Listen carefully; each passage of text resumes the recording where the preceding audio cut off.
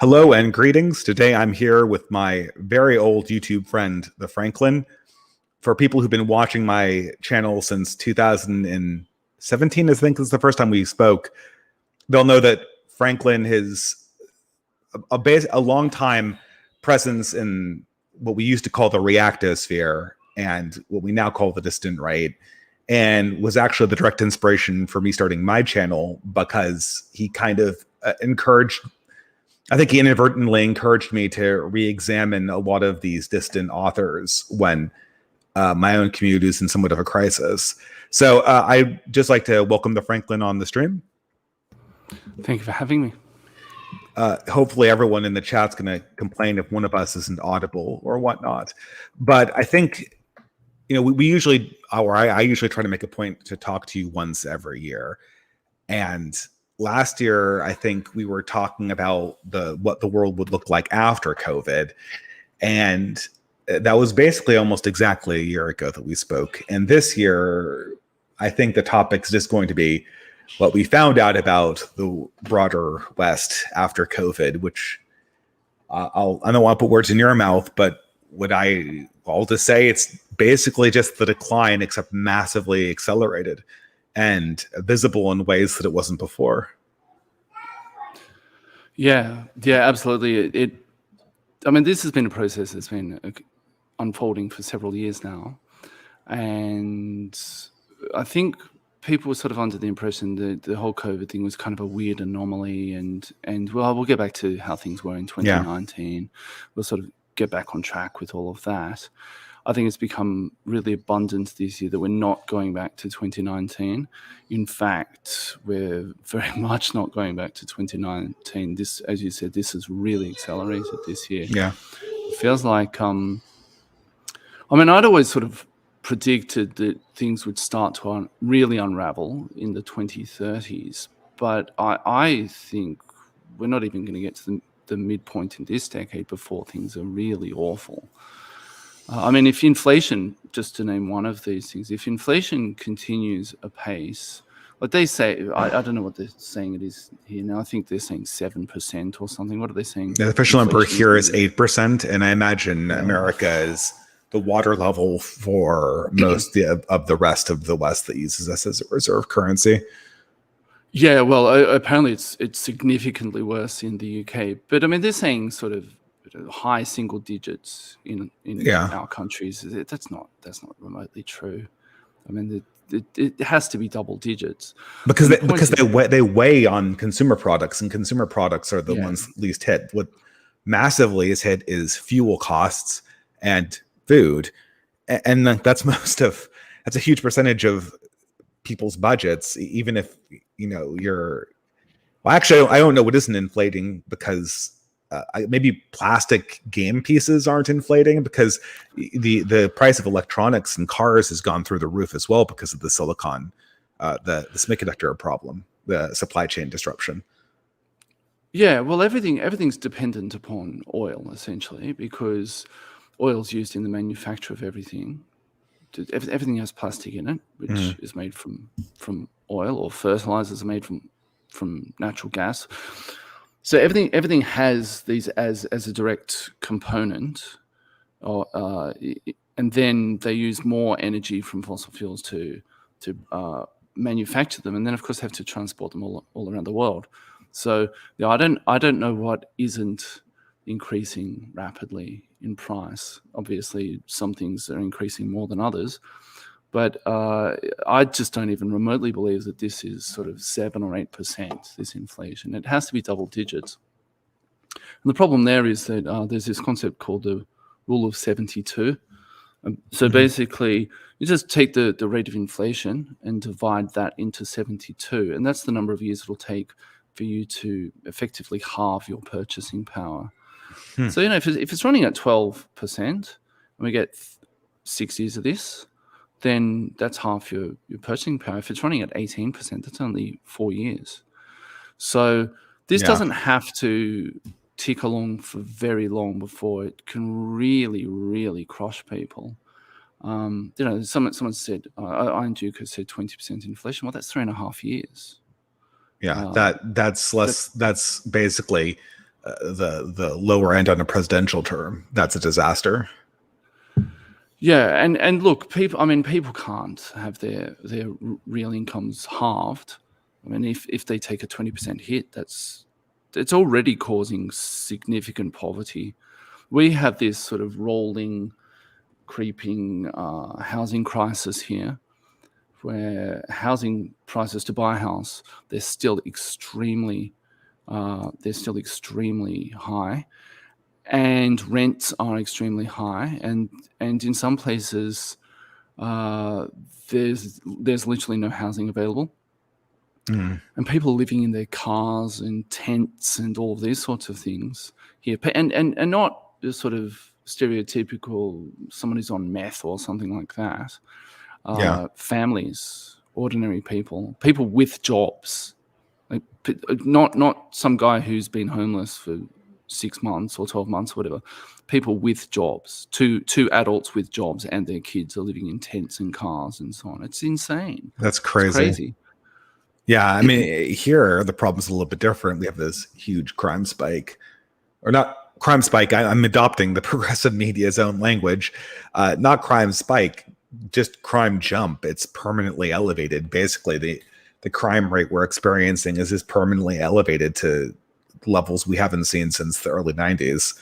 And as such, the cities are they really haven't begun to hollow yet, but they're certainly going to start, because people don't want to live in them anymore because the crime is out of control. And I don't even know exactly what's going to happen, because we're adding a population here that we really can't support. And I don't know. I think I didn't get to reviewing our conversation from last year, which I wanted to do. I was just busy with in real life stuff. But I do believe last year I was thinking that Joe Biden might try to pull off a Thermidor, so to speak. Like, he might pull off a Bill Clinton, might be a better way to put it. Just try to govern from the center, pay off his constituents, and then try to sweep as much degeneration under the rug until he could, he could secure his power a little bit more. But that didn't happen at all. Biden's been governing fairly radically. It's a administration that seems like it's run by millennials. Yeah, well, that's another thing. Our leadership is not the leadership that we once had.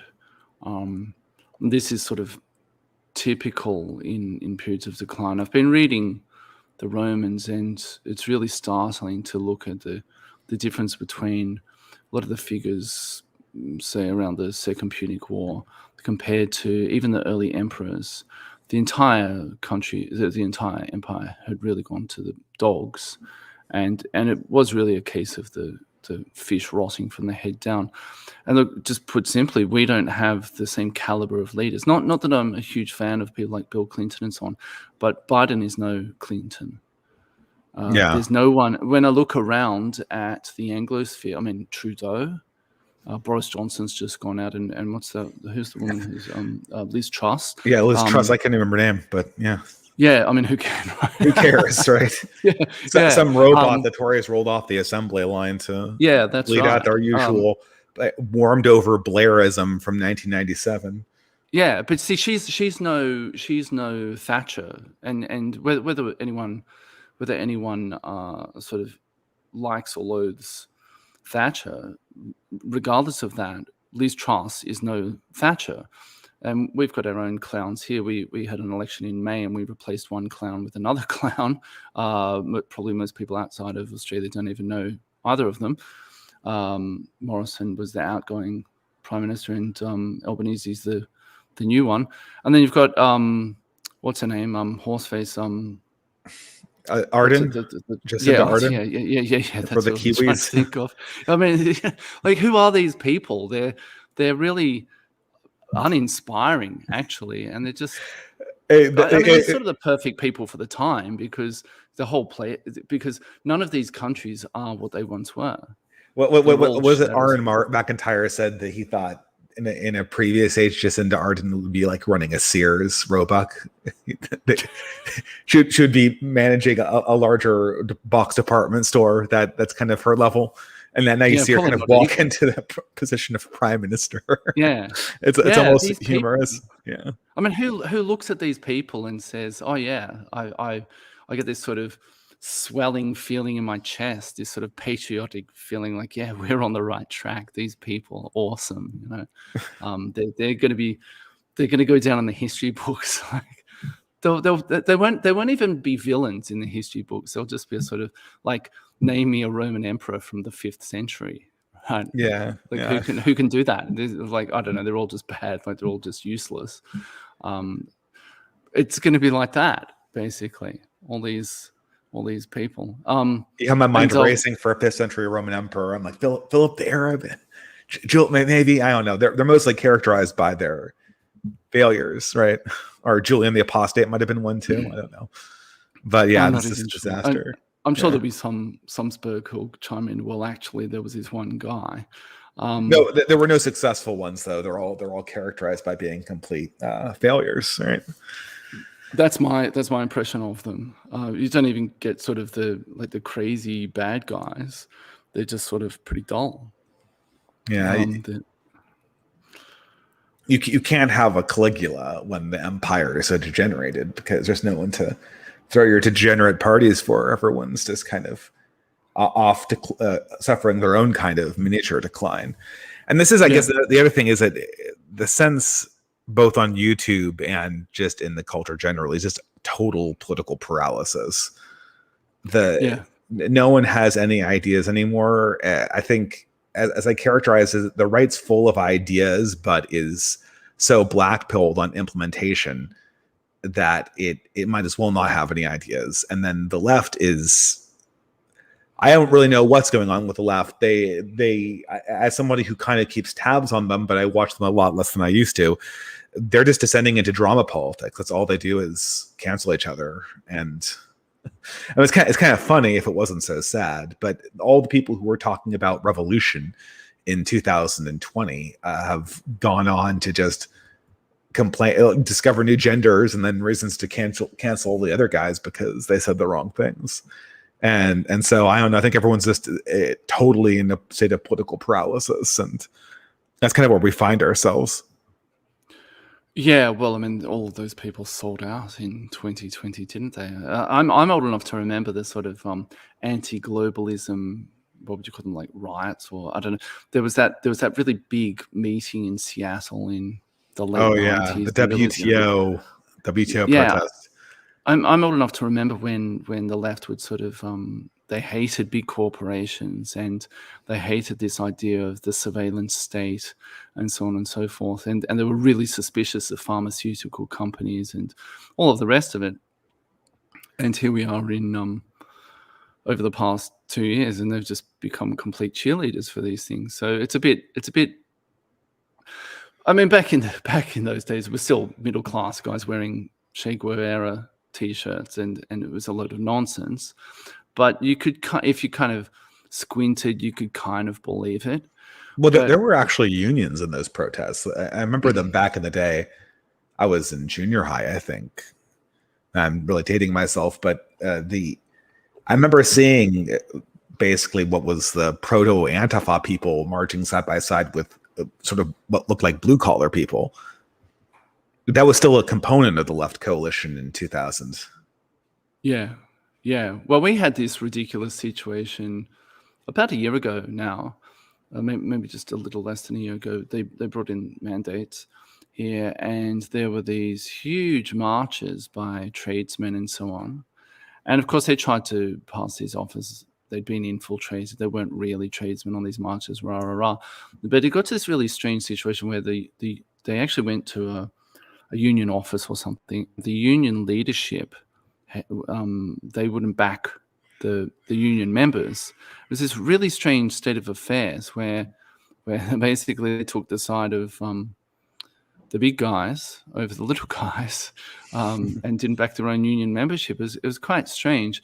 And these guys now are sort of your average kind of tradesman here now is sort of regarded with a fair degree of suspicion by people on the left for these reasons, because they're sort of, I wouldn't exactly say they're culturally conservative, because they've kind of internalized a lot of the the degeneracy of the past 50 years. Just they kind of want to freeze that in the year 2000 or whenever.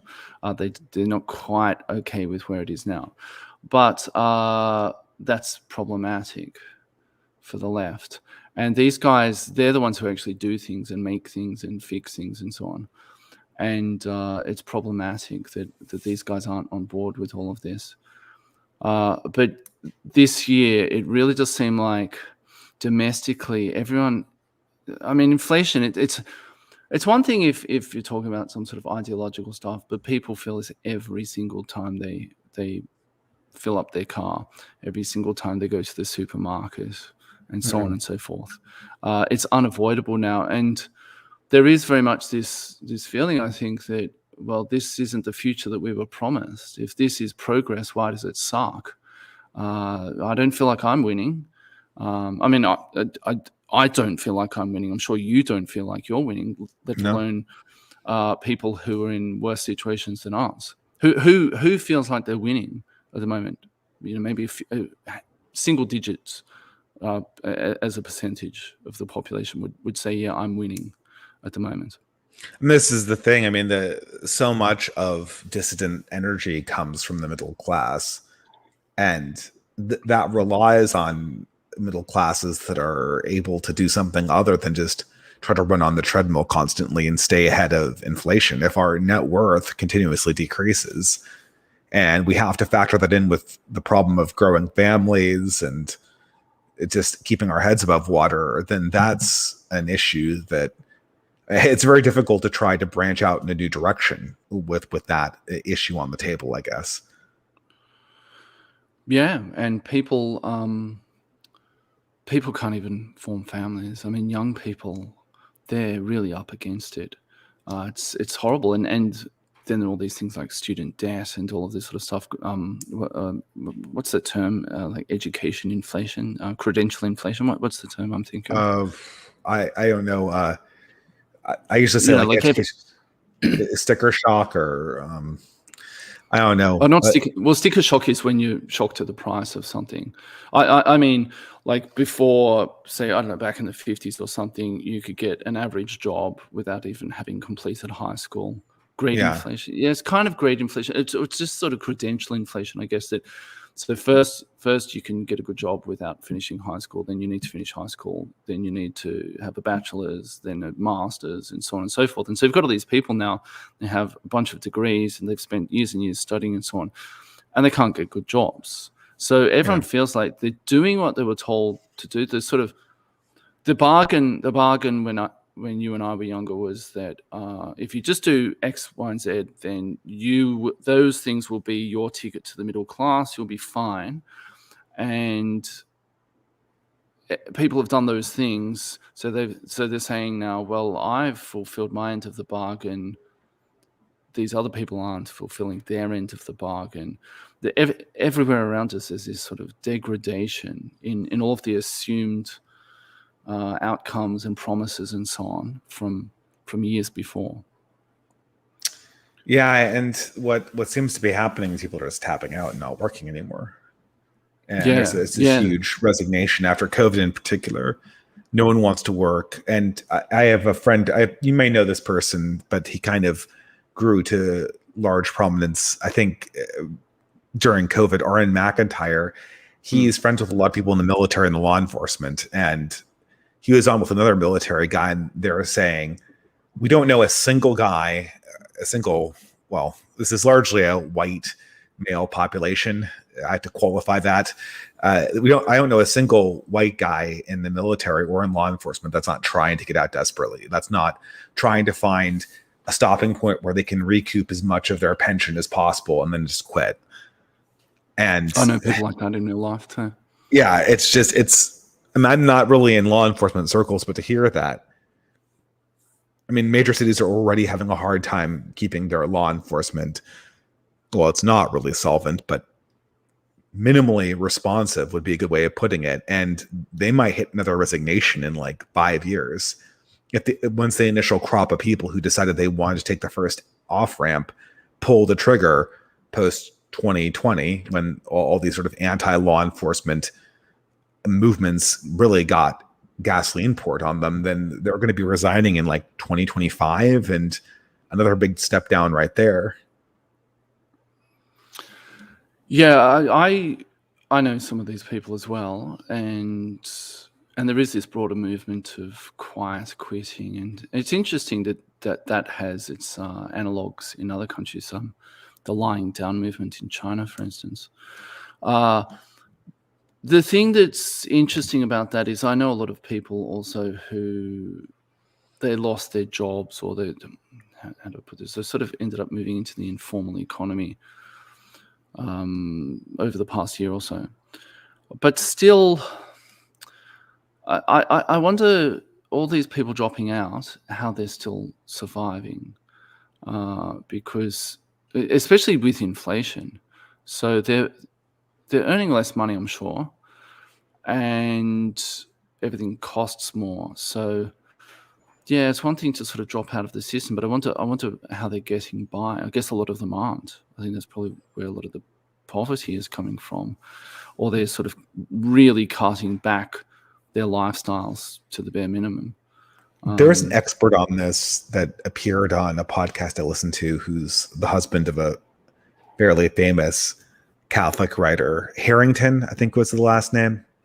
And they broke down this, and what a lot of these people who are dropping out, they're just draining their parents' resources, or they're draining off of the welfare or disability services. Yeah, right. They're claiming disability checks that they have no right to. They're claiming welfare, or they're leeching off of girlfriends, parents, inheritances, whatever cash is quick at hand. And then as you go down sort of the socioeconomic ladder, that descends into just predatory action, fraud, crime, loan defaultment, all that sort of stuff.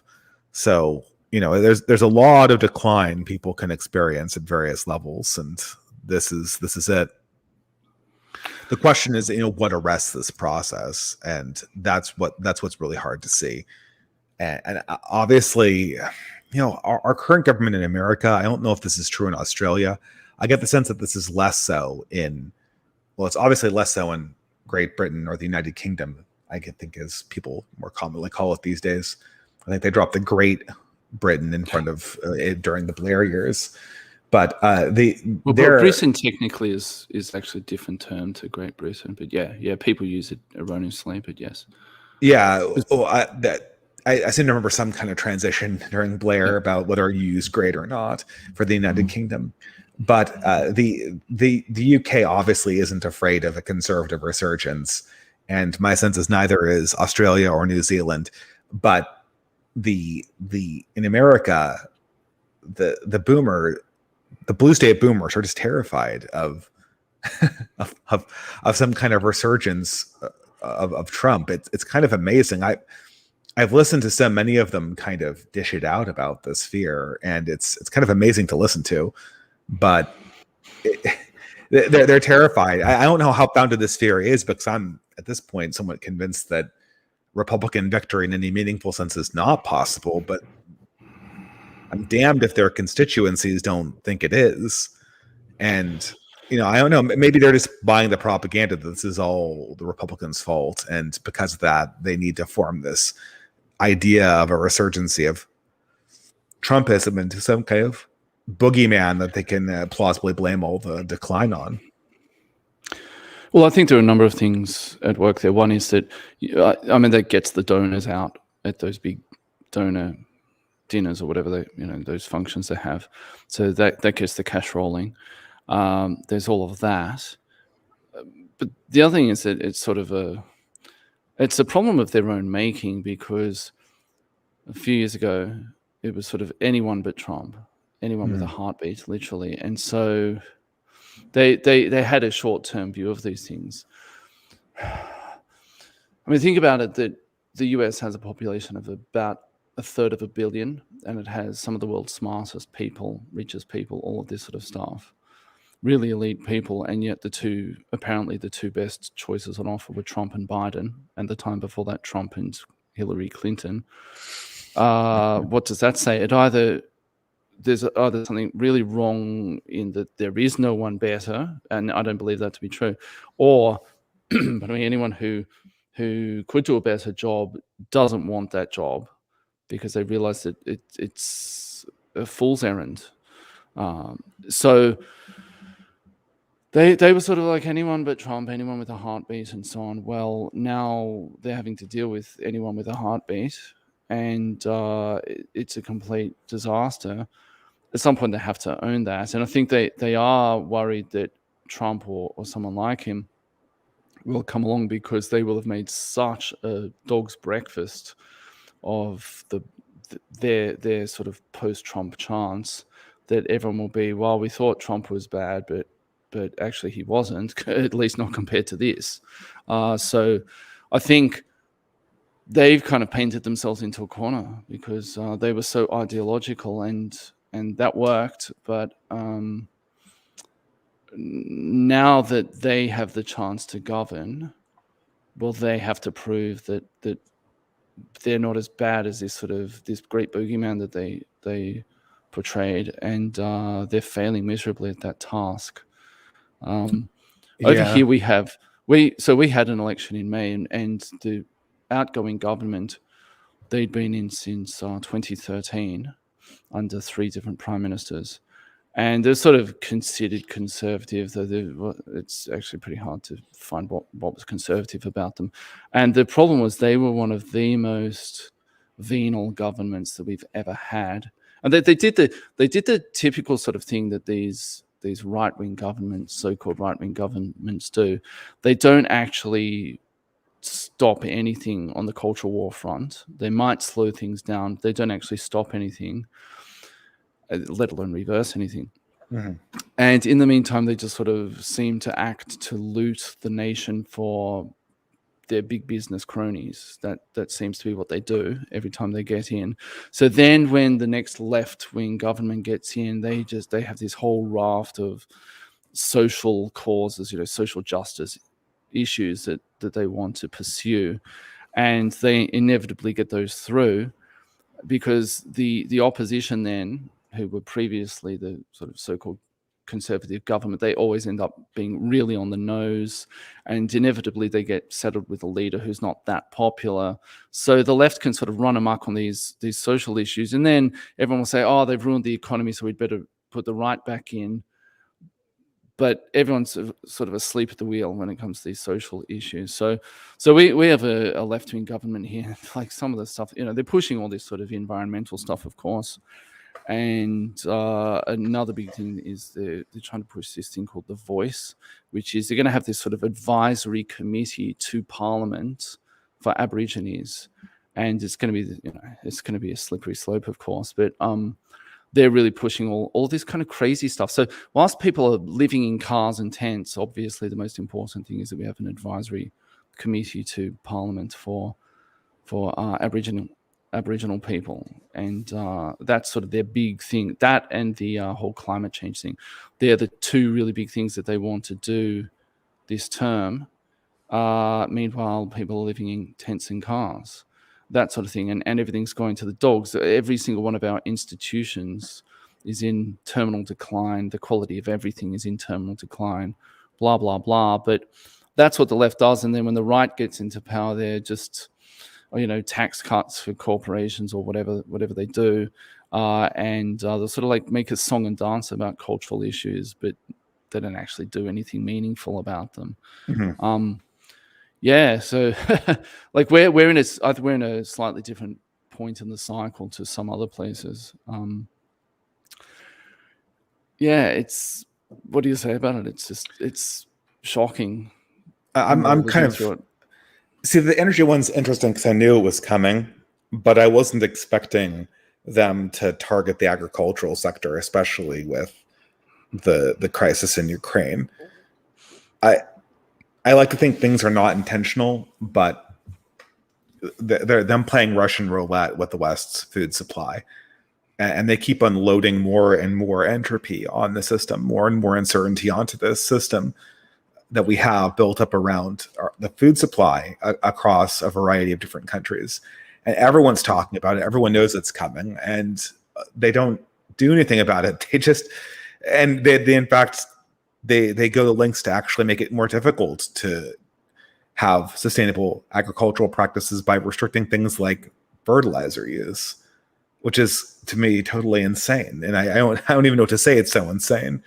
The entirety of our escape from the hard Malthusian limit of the 20th century has been totally built around nitrogen fertilizers, from my admittedly very limited understanding of this. And, no, that's right. And now we're just gonna, like, we're taking a huge amount of that sector and just tossing it into the fire for the purposes of climate change, which is, well, they've painted themselves into the corner on that front. And also I think a fair percentage of them actually do have a mean loathing for ordinary people. They really dislike them, and they really dislike the kulaks, but working class people as well. They really, I wouldn't put it past them wanting to see them suffer. But of course, that's the sort of thing that creates pre-revolutionary conditions. But even aside from that, maybe we can sort of pivot to geopolitics now. This is the longer term trend is that the rest of the world in relation to the West has been catching up quite quickly, and the West is in decline. And so this presents in different ways, whether we're talking about military operations, geopolitics, economics, and so on. And that process, that trend is not going to change. And the West seems to be getting increasingly shrill about this. At the same time, these other places, for a long time, they've had to put up with the West throwing its weight around in this regard. So now that they don't, because now that in comparative terms, they have more power, be that military or economic or what have you, they're starting to do their own thing. And we get this sort of cope with regard to that remember when the whole Ukraine war broke out, and they're talking about the sort of international community and international consensus and all of this sort of thing.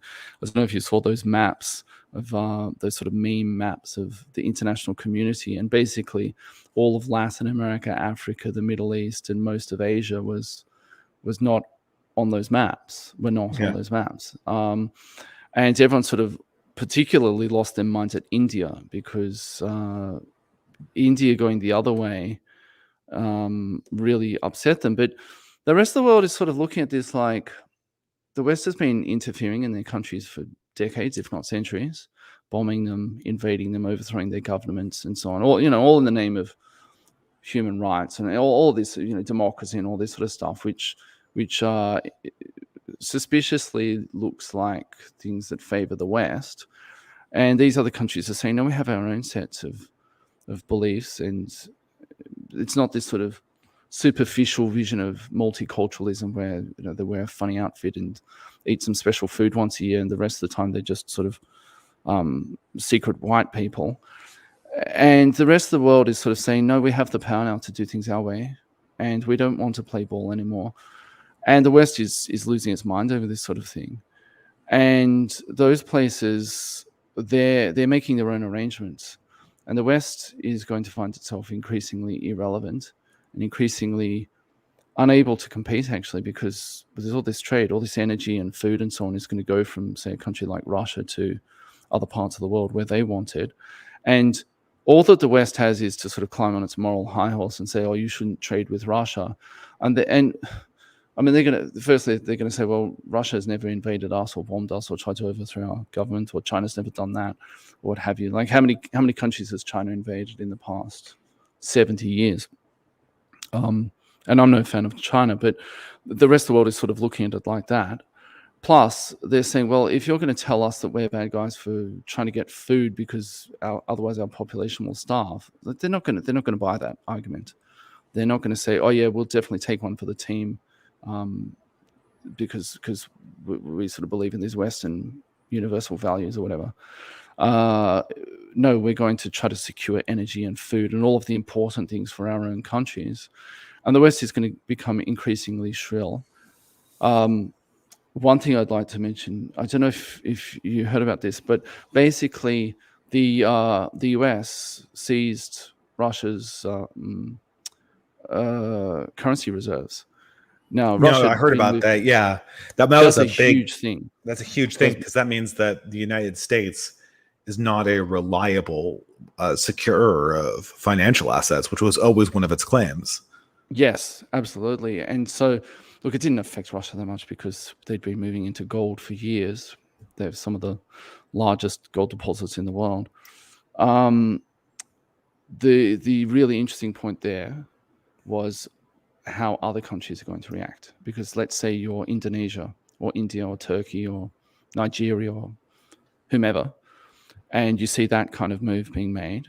The US can do that once. That sort of kills the goose that lays the golden eggs. They can do it once, but what's the message that sends to every other country on the planet? If at some point you end up on the naughty list, we're going to steal your money. Mhm. So what's the logical reaction to that? Don't hold US dollars. Sell the Basically, asset. there's going to be a massive move away from US dollars. Like that process had already been well underway for at least a decade. But that's going to accelerate massively. And things like SWIFT, getting kicked off SWIFT and so on. Again, what message does that send to other countries? Because they don't care about what's happening in Ukraine. That's some local border skirmish as far as they're concerned. They just want to trade with Russia. They don't care about whatever Russia's doing in its own backyard, in the same way that they don't expect anyone to care about what's happening in Kashmir or wherever, right? So the US doing that kind of thing is going to send a big message to them: don't be vulnerable to the US. So that, and it's such a massive geopolitical mistake to drive India into the arms of China. I mean, only a few years ago that they were shooting at each other because they had this long-standing border dispute from the 60s, and that flared up again, I think 3 years ago or something like that, 4 years ago. And for the US essentially to drive China and India, who between them account for, what is it, a third of the world's population, something like that. It sounds accurate. Yeah. And I don't know what the percentage of GDP is, but I read today actually that India has just overtaken the UK and is now the world's 5th largest economy, I believe. So those guys are only increasing in power, and the West is looking incredibly stupid and brittle and just easily rattled by all of this kind of stuff. And of course, all of those countries, they're still going to put more demand on food and fertilizer and energy and all of these sorts of things. And the West, with declining power and wealth, is going to find it harder and harder to secure those things when those other countries want more of them and are able to pay more for them. This is all going to sort of create this feedback loop of decay in the West. It's staggering how many really stupid decisions just on the issue of energy or food or fertilizer. It's staggering just how many really bad decisions have been made in a number of different areas this year. And the ramifications of that, well, I think we're about to see the ramifications of that within the next 6 months. Significant numbers of people in Europe are going to undergo severe hardship, the likes of which they haven't seen in generations.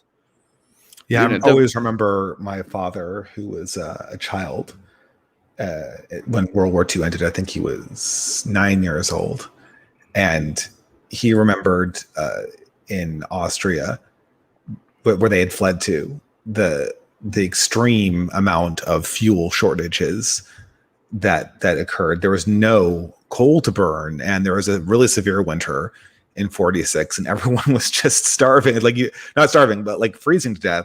You don't think about how cold it gets when you can't heat your house, right? And that's going to, especially in places like that. Yeah, Europe, exactly. It gets severe in Europe. It's like we have pretty mild winters here, but I would not want to be on continental Europe. I've lived in 2 continental European countries in the dead of winter. It's not fun. It's going to be horrible. And then there's food and there'll be a whole lot of other knock-on effects. Europe really is going to be in some very, very deep trouble come sort of January, February of next year. It's going to be ugly there. And they, I don't know, maybe they will sort of opt out. It'll be interesting to see if Italy looks like the one that's going to do it, that they're going to opt out and break ranks with the US. But then that would create a really interesting situation, because the US would have to make an example of them, because if you don't, then you lose all of your subjects in that situation. And they were trying to make an example out of Hungary, right? They call them, they're not a democracy anymore. They're an electoral autocracy. Yeah, there's all these sort of shenanigans with language, and people can sort of see that they're sort of throwing their weight around in increasingly desperate ways, redefining terms, all of this sort of thing. And the people on the receiving end of that don't seem to be buckling like they would have in the past. It seems like the ability for the US to really sort of throw its weight around, and militarily, everything. I mean, that withdrawal from Afghanistan last year, that to me sort of marked the beginning of a lot of these issues.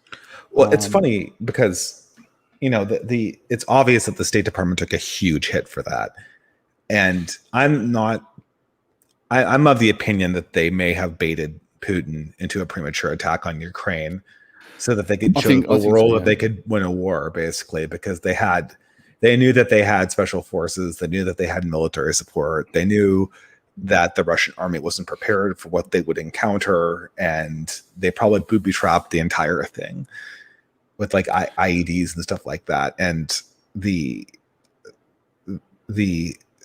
result is a complete fiasco for Europe. Couldn't have resolved worse in terms of the human tragedy.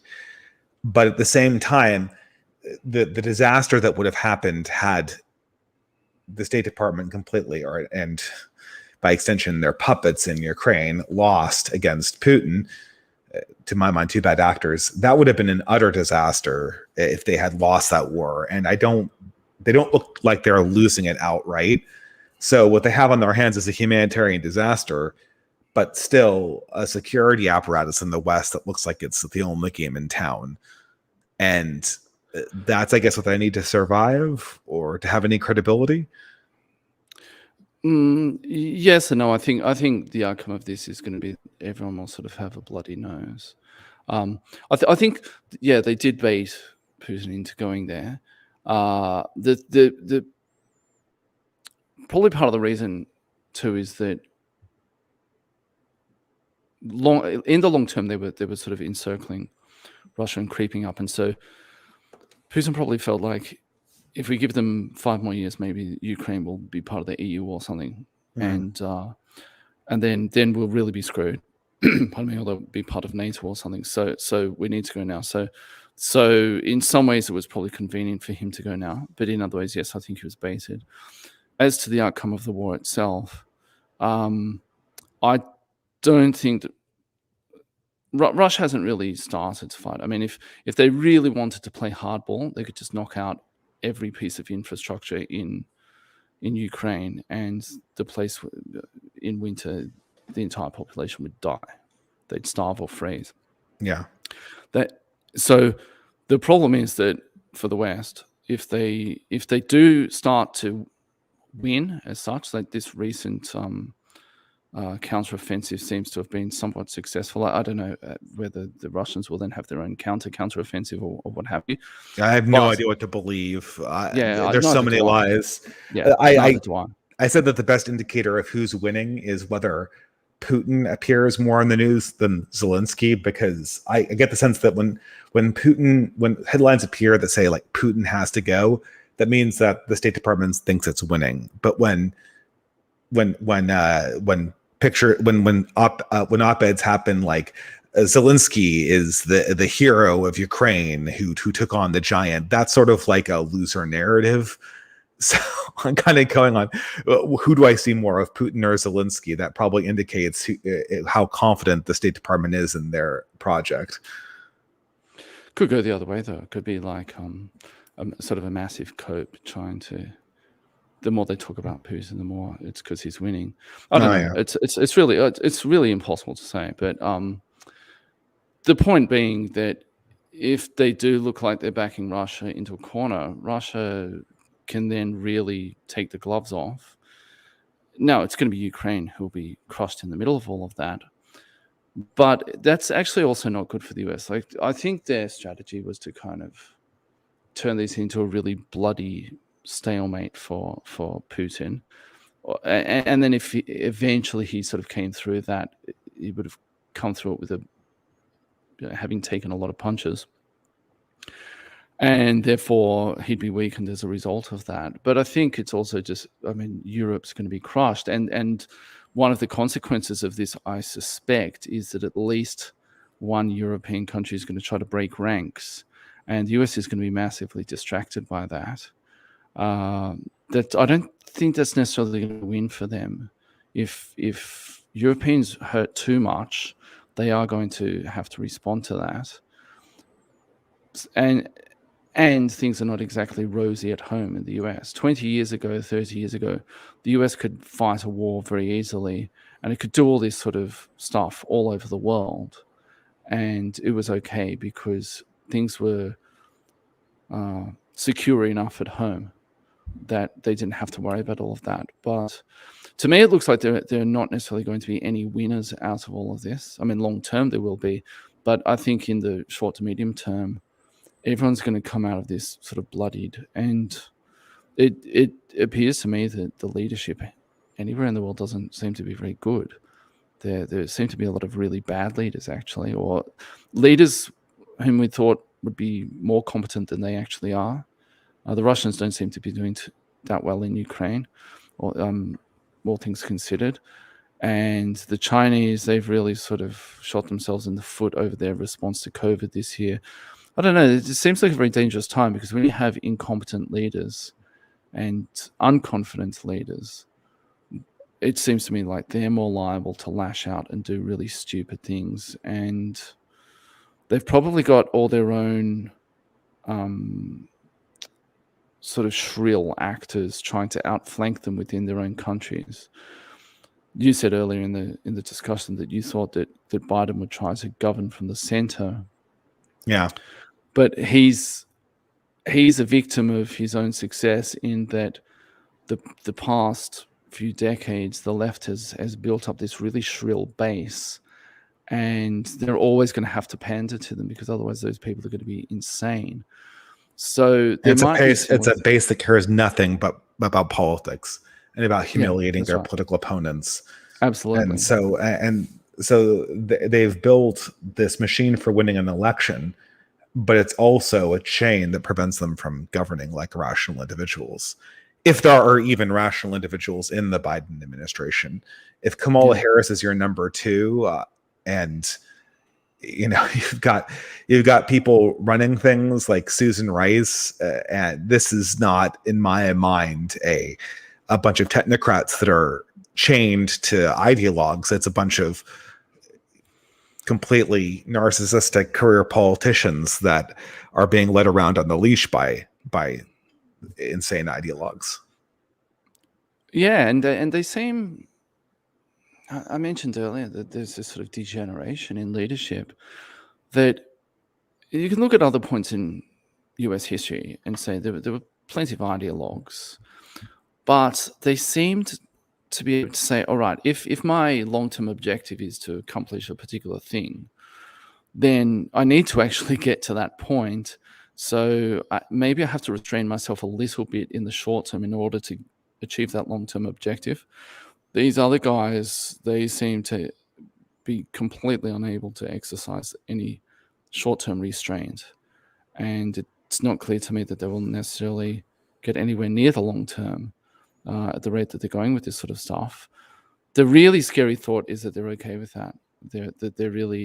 They're quite happy to see everything burn, either because they actually have this sort of really deep animus against the West, or just because they're sort of they just like seeing things burn. What's that line from Batman? Some people just like to see the world burn or whatever it is. That the world burn, yeah. That's the really scary thought, that actually they're okay with this. This is all fantastic because it's fun. Like, it's a fun game. It's like they're It also playing a creates a video game with need this for or emergency managerialism too. I mean, COVID was fun for them because it allowed them to expand control over the country with the managerial institutions they had built up largely within the CDC and the World Health Organization. And so that was a huge excuse for an expansive power grab. But I don't know. I mean, they'd like to run a succession of COVID-like events continuously, but how much of the United States to be left after that, right? Yeah, well, with that sort of thing, I wonder if you only get one shot at it, or you only get a few shots before everyone just really gets sick of it. And I think certainly outside of the West, people are getting sick of it. I suspect that a lot of countries actually would like to see the US and NATO and so on lose in Ukraine, not because they have anything for or against the Ukrainians or Ukrainian existence, the existence of Ukraine as an independent nation or what have you, but just because they would finally like to see these people bumped off their perch. Yeah. And as Morgoth always talks about, Marty McFly and the sort of that whole kind of 80s cinema and so on was a really good form of propaganda for the world. But the world now, I think, increasingly realizes that that's not modern America at all. Modern America is gross. It's bullying and so on.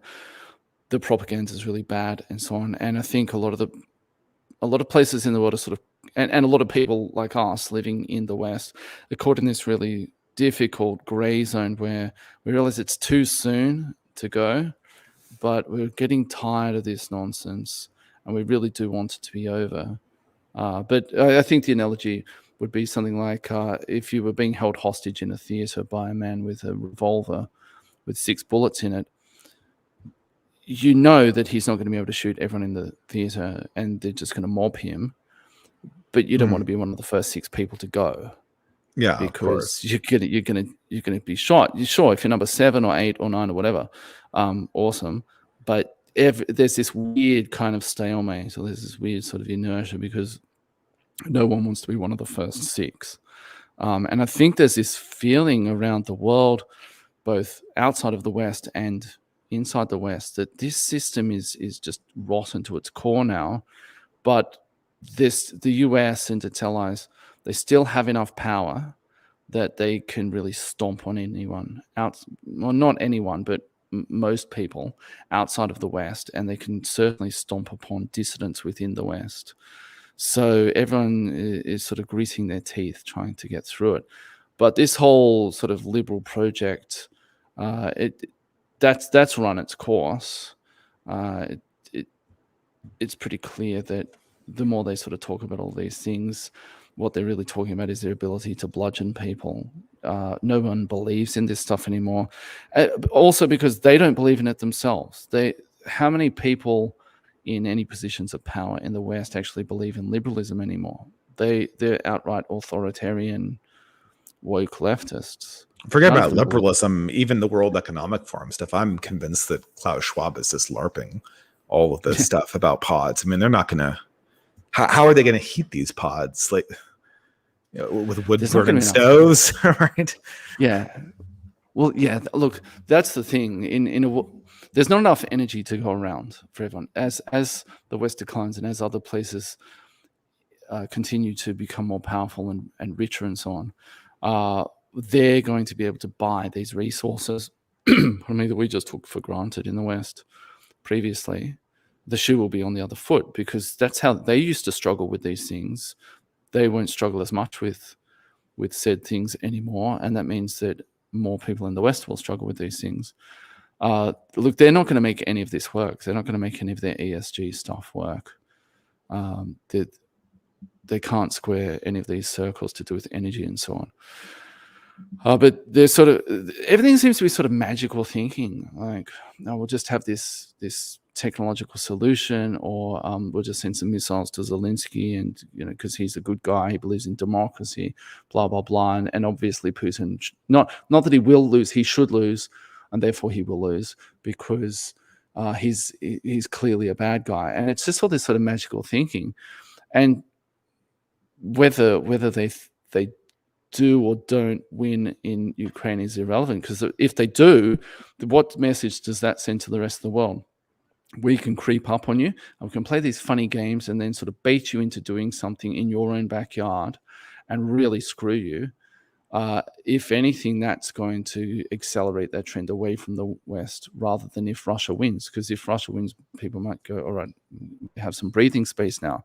But that if the US were to win in Ukraine, they'd move on to doing something to China or India or anyone else. Mm-hmm. There's going to be there's more instability, there's more paranoia, because if you're anywhere outside of the West, you'd have to be thinking, am I next? Yeah. Who's next? Well, it'll be interesting to see, because I think Sweden, they had an election soon, and they look like they might be wavering in their support for the West. A far-right party made huge inroads. Who knows what that ultimately means, because these European elections are always like, the far-right party has the most votes, but they have 0% of the power. But it does appear that something could be emerging. The difficulty, obviously, is that all of these alternatives, the far right in France, the far right in America, although it's not really far right, the sort of distant parties everywhere, Bolsonaro, the people in Italy, they don't have an organization, an apparatus to organize them and to get them all to pull in the same direction. Whereas the friends of the State Department and the friends of the progressive egregore and the universities, they all pull in the same direction. And so they pull above their weight massively. They are organizing. These other places are organizing. So currently, there's the meeting of the Shanghai Cooperation Organization. Been reading about that for 10 years, I think. And that's a huge thing. And they're blowing that off like it's nothing, but it's the largest, what would you call it, like a regional bloc in the world. And India is part of it as well now. Mm-hmm. There are moves afoot. It's just we don't read about it unless you read Zero Hedge or something like that. You won't read about this on mainstream Western news sites, things like the Shanghai Cooperation Organization. Or you won't read about the huge amount of influence that China has in Africa or Latin America, for instance. You just won't read about these things. So any sort of moves against progressivism are sort of hidden from a lot of people, but there are tons of things going on. There are gold exchanges and oil exchanges being, I think, is it Nigeria? They set up either or both of those recently. I think they're the world's 7th largest oil exporter. These things are the pieces are being moved on the chessboard. It's just we're not watching them, because all we get is this kind of this complete propaganda. I mean, it's really. I remember the tail end of the Cold War, and the message we got about the nations in the Warsaw Pact was that they just had this 24-hour propaganda, and they were told all these false things about the West and so on. I'm sure we were told false things about them as well. But we really do seem to be in this situation where we this whole thing of the international community opposes Russia, and it's like 25% of the nations on the planet, and it's less than 25% of the world's population. What about the other 75%? But apparently they don't count. But we get this sort of propaganda, but there's all this stuff going on in other places. I think moves are being made behind the scenes, and they have been for quite a few years. De-dollarization has been a process that's it's not just this year. There have been all these different bilateral trade deals and trading in currencies other than the US dollar, and people stockpiling gold and all of this sort of stuff. There are all of these moves that have been quietly happening for years. We just don't hear about them because our media is such propaganda now. Yeah, speaking about that, that's kind of because it's the propaganda in our media that's really kind of become bizarrely comical. I just happened, when you mentioned it, I happened to bring up CNN's webpage, and this particular incident with, you might have heard this, where Ron DeSantis sent like 50 migrants to Martha's Vineyard, and they freaked out and sent the National Guard in to escort them out. Here's how CNN reports it. This is fresh off the presses. Martha's Vineyard residents react to migrants' visits. People in the affluent community pitched in to welcome the 50 immigrants, who they said left an indelible mark on the community, they making it more enriched than it was previously for the 44-hour period that they left. The visit left an indelible mark on their town. Well, probably did actually. Indelible just for 40. They pitched in for 44 hours. Like, did they even spend a night there? It's just, they probably slept on the Greyhound bus or the plane over, right? It's just. I guess, obviously they spent a literal night there, but I mean, I wonder if they got put up in a hotel or. Oh yeah, they had. I seem to remember something about them getting some accommodation or something. I mean, it must be so hard to find room for 50 people in a resort town that's not at peak season. That just must have broken the bank for these people. But my point is not that this stunt. My point is just that this headline's not believable at all. Yeah. It's silly. They're trying to spin this like it's a win for them. It's absolutely nuts. So. Yeah, like they got trolled in a big way. And it's like, oh no, we didn't get trolled. We actually wanted that to happen all along. Yeah, I know, but that's a funny thing to do. They should do more of that kind of thing. That's right. Reading any news headline, it's just ridiculous now. The outright propaganda and the way there was sort of. I was reading about this meeting in Central Asia, and they're sort of. They're like, oh, Putin looks desperate. And then I was reading these other articles, and there's this photo of all these guys sitting around. It's got Erdogan, Putin, and a whole bunch of guys. I had to look up who they were, but they're the leaders of Central Asian countries. And they're all sitting around with these tables with food and alcoholic drinks, and they're sort of having a chat. And then there's this other one with Modi, Xi Jinping, and Putin, and they're laughing. And it's like, I don't know, man. They don't look like they're too desperate to me. Now, of course, that could just be their propaganda. Yeah. But all these countries that together have a combined population of what, a third of the world's population, and what percentage of GDP, they don't look like they're too desperate to me. But see, we don't even see that stuff here. You have to seek out Zero Hedge or something like that before you'll actually read any of this stuff. So people here really do, like, I know all these normie boomers and so on, and they sort of talk about Putin and anything else, Trump, whatever. And I there's no point even trying to discuss any of this, and I don't anyway, because I don't want to reveal my power level with these guys. But I just think, you guys, the rug is being pulled out from under your feet as we speak. But you're still somehow like, this is a win. This. Remember that meme from a few years ago, like, this is how Bernie can still win. Remember that one? It's sort of like that. This is how, like they're destroying us in this way or that way, but this is how we can still win. This is still a win for us, guys. And people in the West could perhaps still buy into all of this if they didn't see the devastation in their own countries, the homelessness, or when they go to the supermarket, how much everything costs compared to a year ago, blah, blah, blah. Everything around them looks degraded and grotty and just not what it once was. And this is our post-COVID recovery, apparently. If it weren't this sort of degraded, then perhaps people could buy the propaganda. But I think The bread and circuses aren't working out so well for them right now because there's not as much bread, basically. Well, sort of transitioning into the second hour before you have to go, the question on everyone's mind is, what's an alternative? What can we do?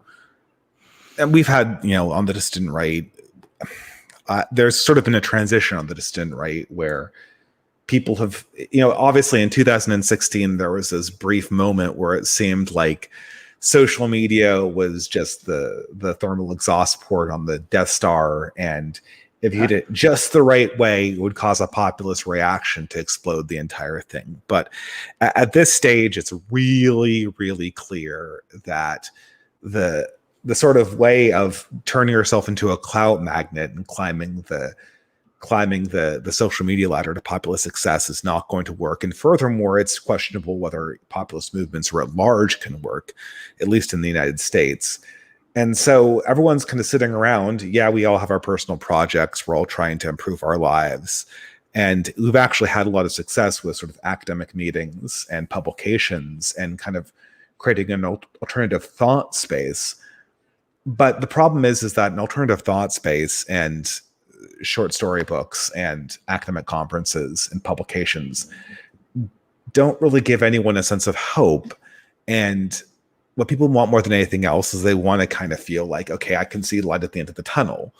And maybe we shouldn't expect to see that in our lifetimes, but I find that yearning in myself more than anything. Well, look, you're in a good position in a way because you have something external to yourself. Because of your religion, you can.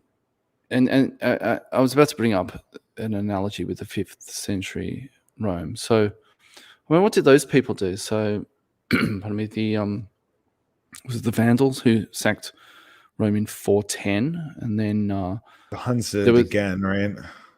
And then the Visigoths in what was that, 453, I think, something like that. So let's say a family of 3 or 4 generations of people who lived across the 5th century. I mean, what did they do? They still went out every year and sowed their crops. And it might very well have been that some rampaging tribe was going to come over the hills and steal all of their food. And maybe they were going to die. They were going to get killed, or they were going to starve, or what have you. But if you want to win the game, you have to play the game. So they still went out and sowed their crops and so on. And it was probably anyone who was sensible stayed as far away from power as possible, because if the last emperor lasted a year and the one before him lasted 2 years or what have you, probably not the job that you want. So you just sort of keep your head down and you go out and sow your crops. But probably, what would have got people through that? Their attachment to their families and their attachment to their faith. They would have thought, well, I need to do this for my family. I have a kid. I have to try to do the best that I can for him. Mm-hmm. And they would have had a spiritual belief that eventually things would have turned out okay.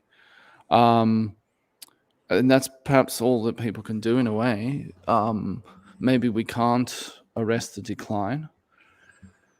And trying to be someone who gets caught in that paints a big target on their backs.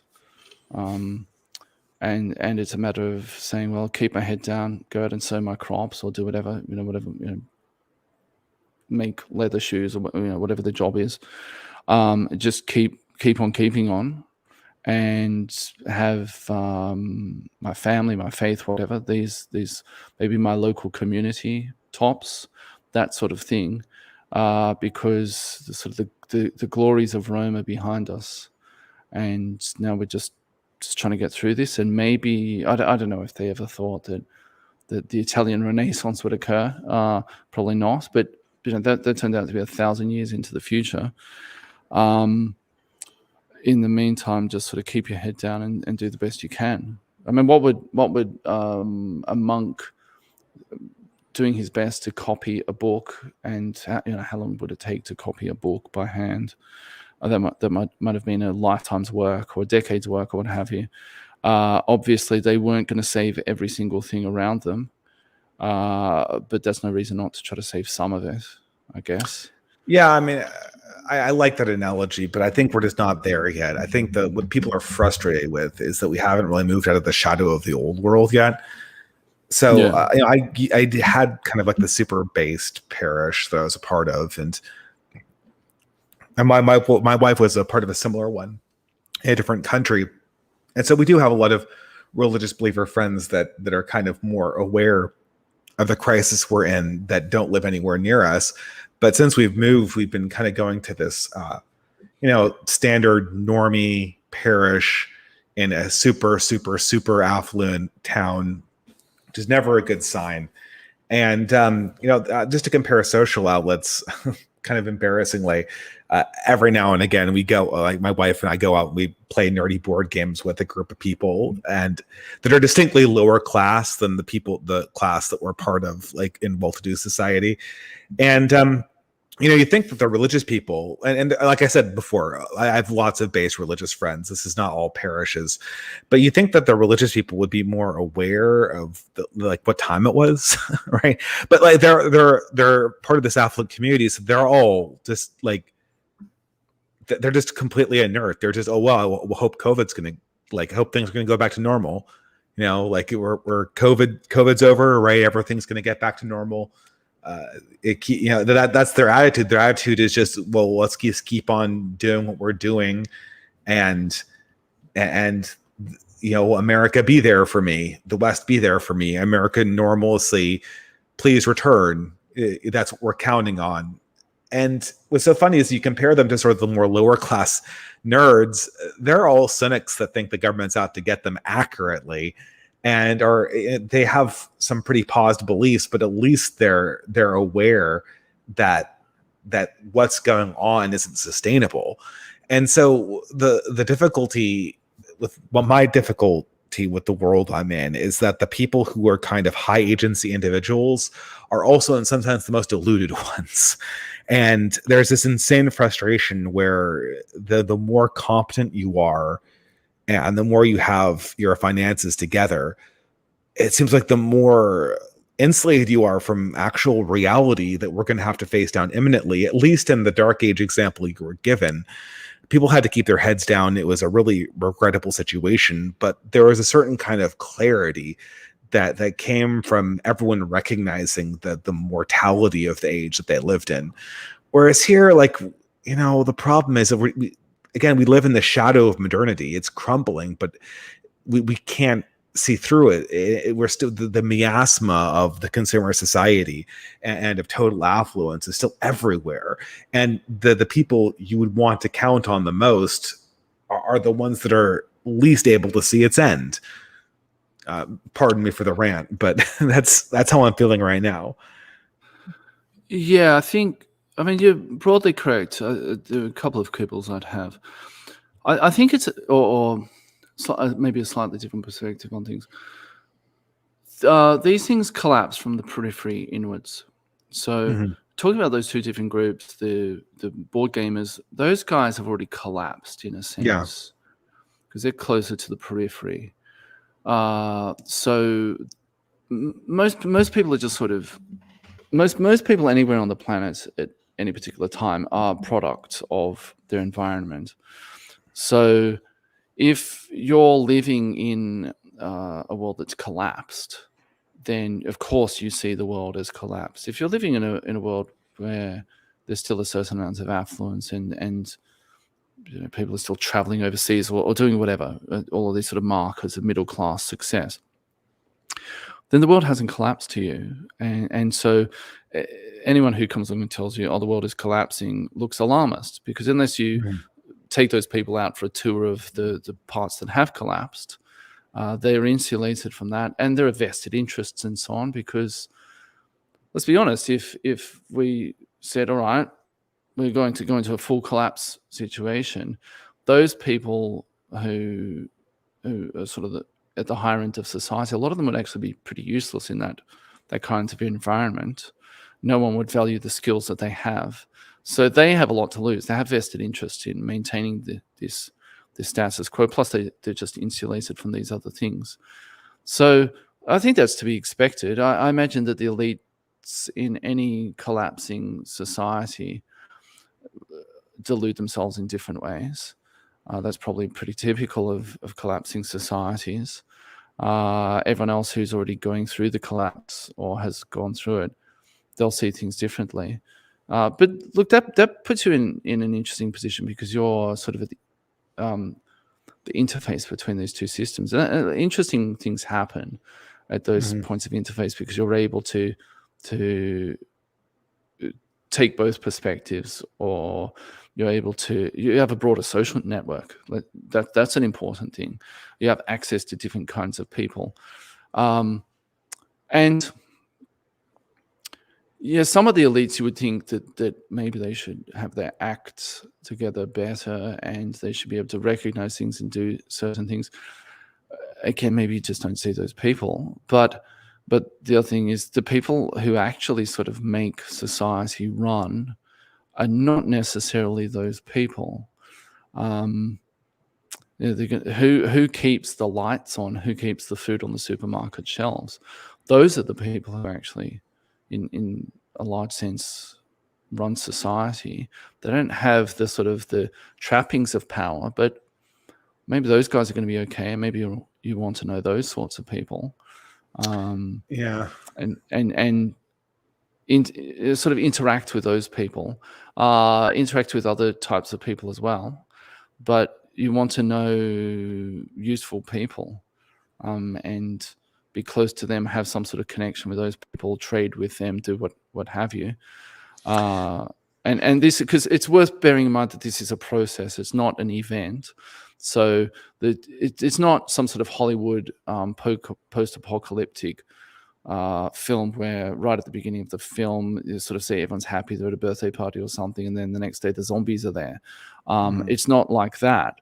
It's a process that takes time to unfold, and you can sort of start to see it, and over time as well you can form social connections with the people. As the people who currently have power become more irrelevant, or they'll become shrill as well, but as they become less powerful and other people become more powerful, you want to sort of adjust towards the new reality. And that you might be sort of at the forefront of that, because most people are sort of unaware. At least people in your sort of, in some of your social circles are unaware. But maybe you can help those people as well to realize that. Like, you just have to sort of be that connection between the two groups of people, the two systems, or what have you.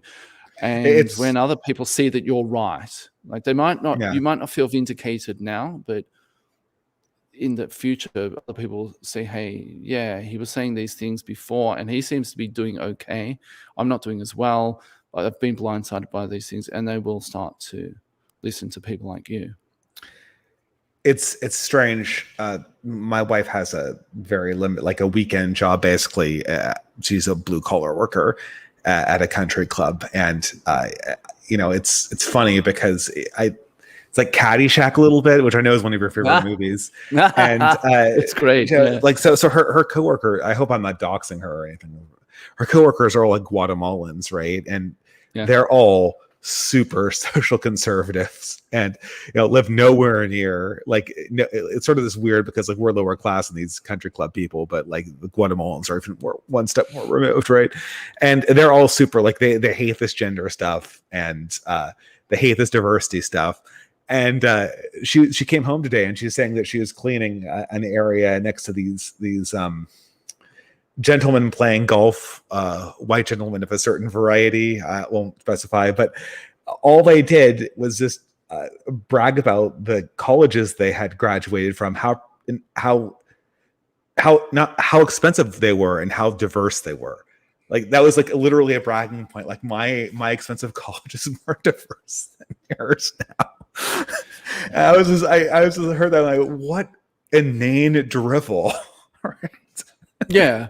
Well, I think a lot of people are under the misapprehension that everyone who is elite is super smart and, I don't know, talks about geopolitics or something all the time. No. They do just look. I've been around these people, and some of them are really smart, some of them are not. Some of them do just talk about the dumbest stuff you can imagine. I knew these guys once, and one of them was criticizing a mutual friend of theirs because he's a bad polo player. Like that, he was saying this guy is a bad person because he's a bad polo player, and it's like, what? The way my wife described this conversation, it was literally like, it was like boomers. It wasn't just like how boomers talk. It was like these two boomers were having a conversation that consisted of their Facebook timeline. So the stuff that they post on their Facebook timeline, they're saying to each other like casually over like, taking swings at the goal, like doing their line drives or whatever, right? Like that's just insane. It's like the social media colonized their small talk. Look at that comment in the Spurk. This sums up what you're. The one by Nudge Unit, impressive, very nice. Let's see the ESG score of Paul Allen's alma mater. Yeah, it's those guys. They're just like that's it, right? It's just like let's see Paul Allen's diversity. Let's see how Paul Allen's school's diversity requirement looks like. yeah, that's right. That's right. Oh my God, they even have a pigmy who attends. I don't know. Just like, yeah, that's right. Sorry, please don't ban me, Susan. What I was going to say about this though is that, since I'm sort of doing this analogy of the collapse of the Roman Empire, let's say you were living in those final stages of the Roman Empire, and bits of the empire were being carved off by this tribe or that tribe. Mm-hmm. And let's say you're living in one of these areas, so some new tribal warlord, he's the new ruler of this territory. Okay, so let's say you're a competent blacksmith, are they going to give you the chop? Or are they going to say, look, as long as you sort of become absorbed into our tribe and you follow the rules and you acknowledge this guy's the new leader and you pay tribute to him and, blah, blah, blah, all the rest of that, are they going to give a competent blacksmith the chop? They're not. Mm-hmm. On the other hand, if you're sort of perceived as one of the Roman aristocracy, what use are you to them? Maybe they'll chuck you out into the fields as a serf, but there's a pretty good chance they're going to give you the chop. So in that kind of situation, these guys, okay, whatever, like they're still talking about all this stuff, but maybe that won't last that much longer. Whereas you just want to be the sort of the useful person, and as things continue to decline and then eventually change, you'll just sort of change with them. You'll just slot into the new system, more or less in the same role that you were before. It's the guys at the top who are going to get their heads chopped off, and it's the guys at the bottom who are useless in other ways who are going to die off as well. Of course, there'll be other people who will randomly die, but generally speaking, if you're someone who's sort of competent in the middle, and you have the right social connections and that sort of stuff, then you'll be okay. It'll seem like it's pretty rough, but you'll be okay. I think that's what people need to do. They need to be useful, and they need to know people who are useful, and just ride this out. As ugly and gross as it is in many ways, try to ride it out as best they can. Find some sort of sanity within the system as best they can. I get the sense that we're speaking in a very difficult time. I found it increasingly difficult to make prognostications in this moment. I feel like we're going to know a lot about how robust the system is in the next 6 months, like you were saying. First question, for Americans at least, is to what extent can Democrats lose an election they deserve to lose? That's not saying that I support Republicans or that I think that a Republican ascendancy would be relevant. It's just a question of whether the ruling oligarchy can take a step back, or if it's so shrill and so unable to even momentarily let go of the reins of power that it basically further undermines its credibility. And then after November, the question is just going to be food security and fuel security going into the winter. And we're going to see what this means for really more Europe than America, but really everywhere. I think it's going to feel the pinch, and we're all going to get a lot poorer.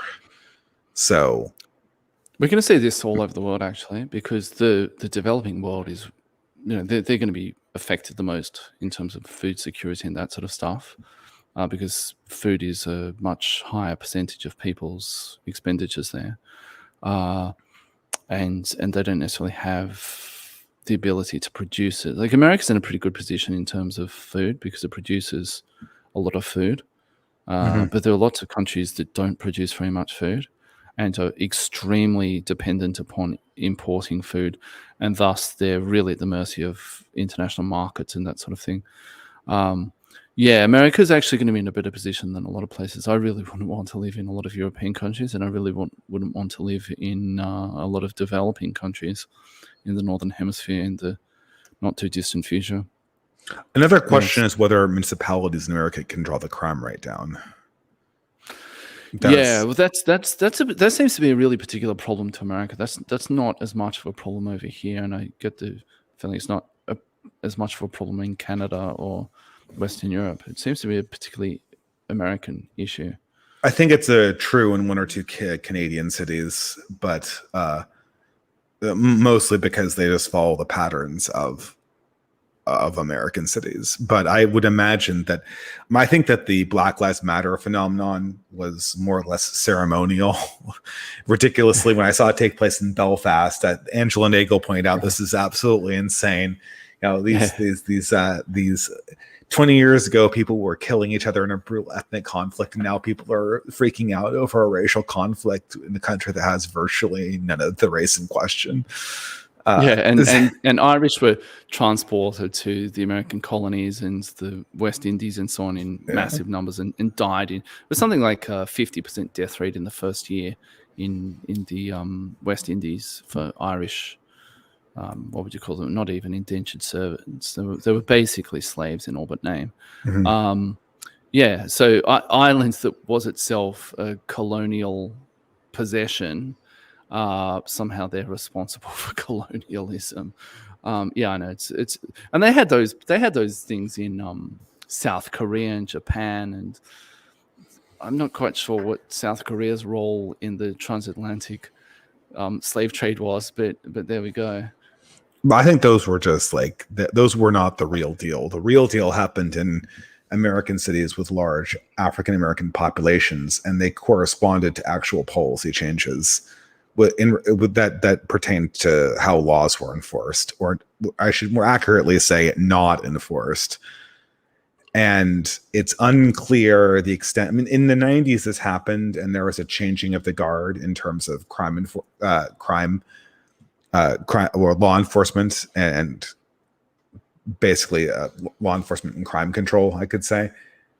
But I think that those sort of immune responses have been disabled, it seems, to a certain extent. I mean, I know San Francisco defeated people. They had a DA, a Soros-backed DA, that was actively pouring gasoline on the fire, and he was unseated by basically a bunch of Asians who are pissed off at constantly getting assaulted and robbed. And, this is, but that's not solving the problem. That's just stopping it from getting worse. Right? I don't know. It's a good question whether they can even pull this out of the fire, to be honest. Yeah, well, I suspect that there'll be a lot of stuff that happens under the table, behind the scenes. Maybe the really big cities are beyond redemption. It might just sort of be that small rural communities, they sort of do their own thing. Of course, it depends on whether the eye of Sauron falls upon them or not. But again, this may be the way that we do things, like stay away from the obvious nodes of power.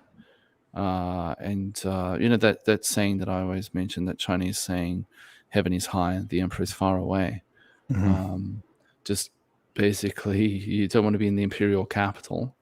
You want to be off somewhere in a little village in the mountains in the provinces where everyone's going to leave you alone, or where some new warlord's going to rise up and he's going to be more competent. Because I think people often have this sort of idea that when Rome collapsed, there were these sort of marauding tribes of these sort of hordes that would come over the hills and so on. And that was true to some extent, but it's worth remembering that large parts of the former Roman Empire essentially speak modern Latin in the form of Spanish or Portuguese or French or Italian, Romanian.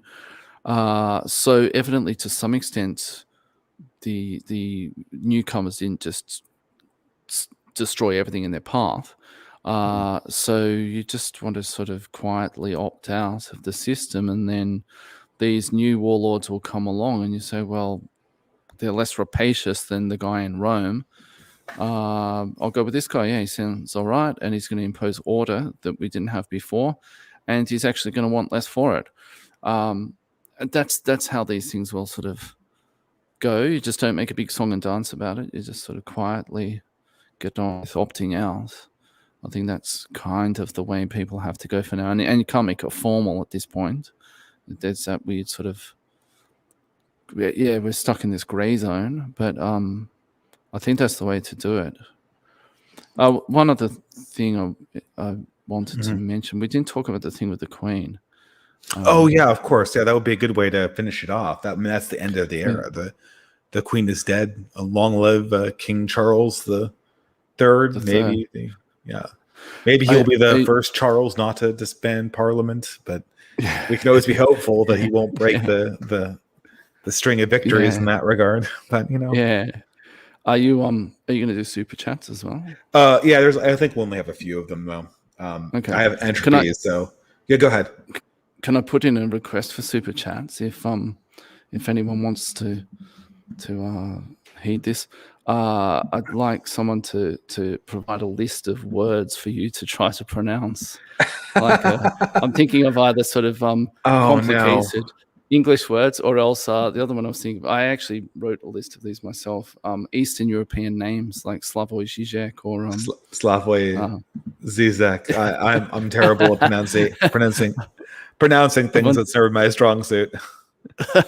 So if anyone wants to troll you, they can super chat you like that. But yeah, anyway, on the topic of Queen Elizabeth, yeah, that's a really interesting one, because I remember when I was younger, when she still used to do her tours. So she used to do a tour of Africa or the South Pacific or what have you. And looking back on it now, it's kind of hard to figure out exactly what the point of her reign was, in a sense. She sort of straddled the old world of the monarchy and this modern world where I don't think Charles is going to be that popular. Once he's going to have this sort of honeymoon period, but he's not particularly popular. And his children seem to be glorified celebrities, essentially. William and Kate seem to be fairly popular, but they're just sort of like, William is kind of like the Tom Hanks of the royal family. He's sort of this affable guy. No one can really sort of find too much wrong with him, but he's not. He doesn't have the sort of the divine right of kings. He doesn't give off that air. He's just sort of like the equivalent of Tom Hanks or something. On the other hand, you've got Harry and Meghan, who are this sort of absolute train wreck of I don't know, they're like Lindsay Lohan or something. Yeah, my wife is an anti Meghan Markle fan, and I can't believe she follows this, but she women do, right? Yeah, her and her mother, they're Canadians from British Columbia, and they talk endlessly about how horrible Meghan Markle is. And I was like, why do you care? I'll never understand the Commonwealth fascination with, or among Commonwealth women, I should say, with royals, but. Yeah, well, because they do sort of have a presence. I mean, they're on our banknotes and things like that, and our coins and so on. And the Queen, or not the Queen, now King Charles III is the head of state in Australia, and he has this representative called the Governor General, who can actually dismiss the government. There was a big hoo-ha in 75, I think it was. The then Governor General dismissed the government, and that Prime Minister happened to be on the left, and the left have never forgotten or forgiven since then. So yeah, they do play a more prominent role. But as I was saying before, when I was younger, I remember them sort of doing this tour of every few years. They would do a tour of wherever, and so they were sort of playing at empire, but obviously they didn't have empire anymore. On the other hand, they're never going to, like, Charles is into all this environmental stuff, but he's never going to be woke enough. He's never going to be environmental enough. And the moment he takes one little step out of line, everyone's going to turn on him immediately. I mean, they don't like some of the other things that he said, but they're somewhat on board with his environmentalist stuff. But the moment he makes one step out of line, they're going to turn on him. So it really does seem like the end of an era. It's almost like liberalism itself, this sort of bridge between the old world and the new world, that held together with by a certain amount of momentum and the fact that it had power, but the world has moved on from there. And it's not, maybe the Queen could still hold sway over certain places, even though they weren't technically part of an empire anymore. But we saw even William and Kate, when they went to the West Indies a few years ago, and I think it was Jamaica, and I'm not sure what the other country was. Was it Antigua and Barbuda? Might have been Barbados. They got rebuffed in 2 countries, and that, to me, that seems like a sign of the future. That now that the Queen, who was this sort of institution for almost a century, well, she didn't rule for almost a century, but she was alive for almost a century. Now that that's gone, I think all the stops will be pulled out, and I think that's sort of emblematic of liberalism itself. The Queen, who was this sort of icon of the 20th century, it's like the 20th century has finally gone now, and from the last year of the 20th century was 2019 in many ways, and we're not getting that old world back. We are going into something that's new and pretty crazy, actually. I think it's kind of a fitting end in a way to that, sort of emblematic of it. Yeah, I think it might be a division, because I've noticed a lot of people who have been growing in the right-wing direction have reported that the death of the Queen has reminded them of why it's important to be British. But I think it's just done the same thing that it seems like all events do these days. It makes people go further in the direction they were already traveling. So it makes right-wing British people rediscover their nationalism, their love of monarchy, and their understanding of pomp and circumstance. And it makes the left-wingers, Republican trigger fingers, itch. Yeah. But looking back on it, it was a weird time because, as I said, I remember her sort of gallivanting around the world, and there'd be someone in whatever, Swaziland or something, in a grass skirt doing a dance, or wherever, Tonga or something, doing a traditional dance, and she'd sort of be there playing at Empire. In the meantime, over the course of her reign, the UK itself went into terminal decline, massive decline, to the point where London now is something like 30% English. That's a bizarre state of affairs. And the country, does anyone believe that Britain has the power and the prestige now that it did at the beginning of her reign?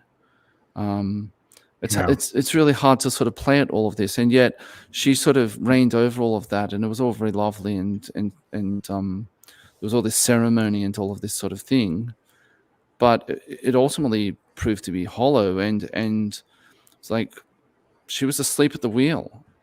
I don't know what she could have actually done, in a sense, because she wasn't an absolute monarch, but she didn't seem to try very hard, and everyone sort of sleepwalked to this position that they're in now, where UK is a mess, and several of these Commonwealth nations are opting out of the Commonwealth now because they're talking about this legacy of colonialism and all of the rest of it. It seems very she wasn't a boomer, but it seems very apt. It's very boomerish, presiding over the decline, whilst sort of having the trappings of success. And you get to sort of travel around the world and pretend that you still have an empire, even though it's all in massive decline, and the place where you're from is in massive decline, and the future generations in the place where you're from are in massive decline. It's all very emblematic of that, I think.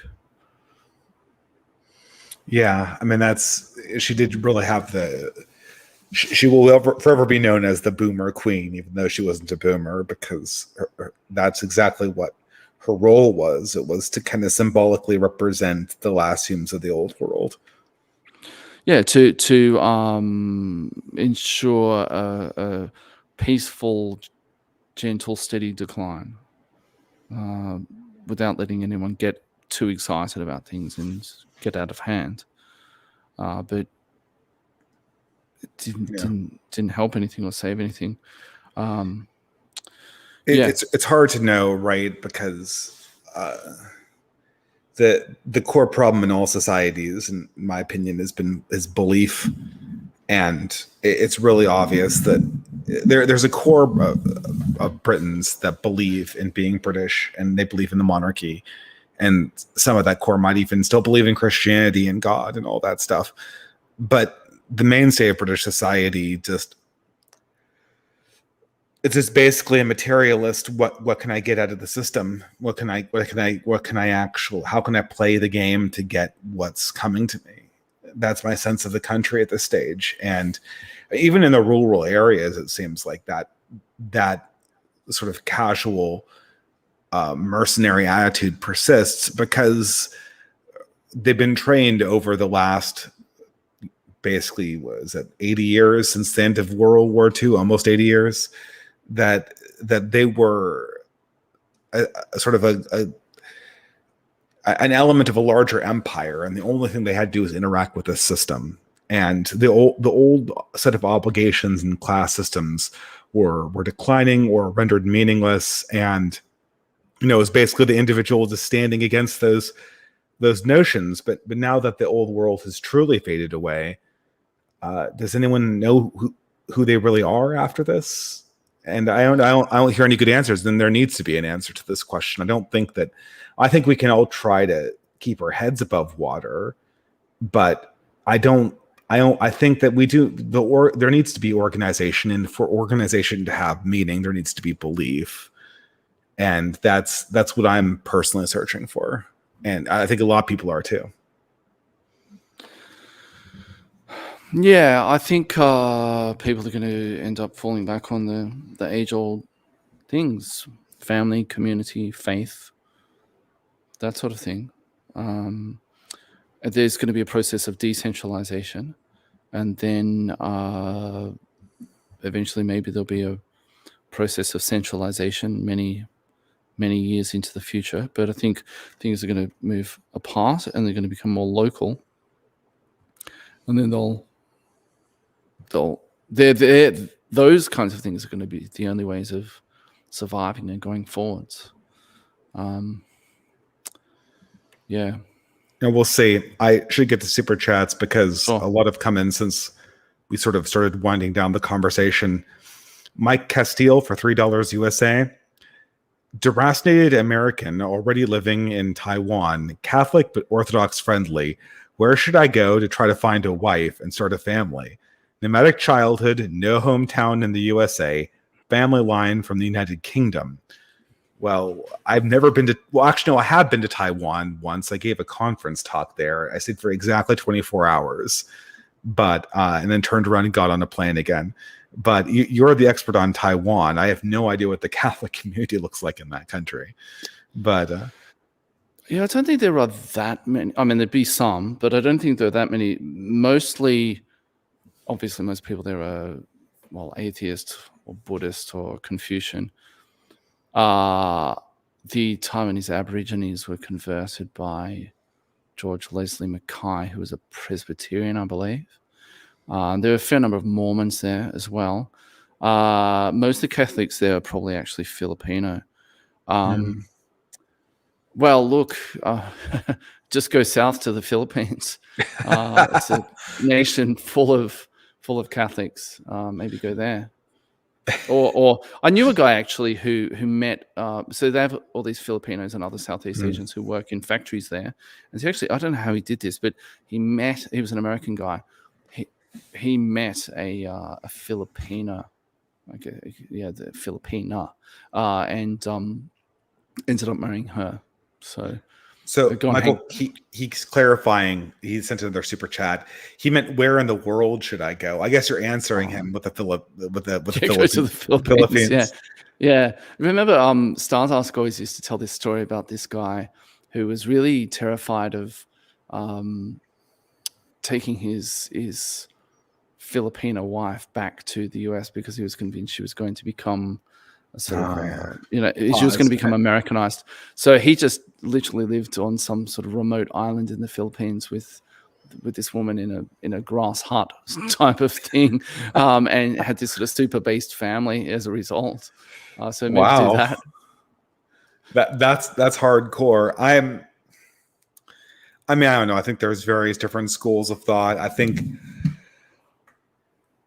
well, it depends on how old this gentleman is, but if I were young, I might try to find a community I'm comfortable with before I start looking for a woman. If you're older and you're more established, maybe, and you're just trying to snag a wife, maybe the Philippines option is better. But I don't know. I think trying to find a place that you can call home is incredibly challenging these days. People are really struggling with it, and I think a lot of it has to do with the fact that there's this incredible weight of the boomer generation that is preventing things from reconsolidating in a real way. And until that kind of happens, until the boomers kind of leave the scene, and the millennials have to sort of develop boundaries around their own existences, then it's really hard to know what to say. America really is not one country for purposes of this question. It's many countries. All I can report is living on the coasts and living in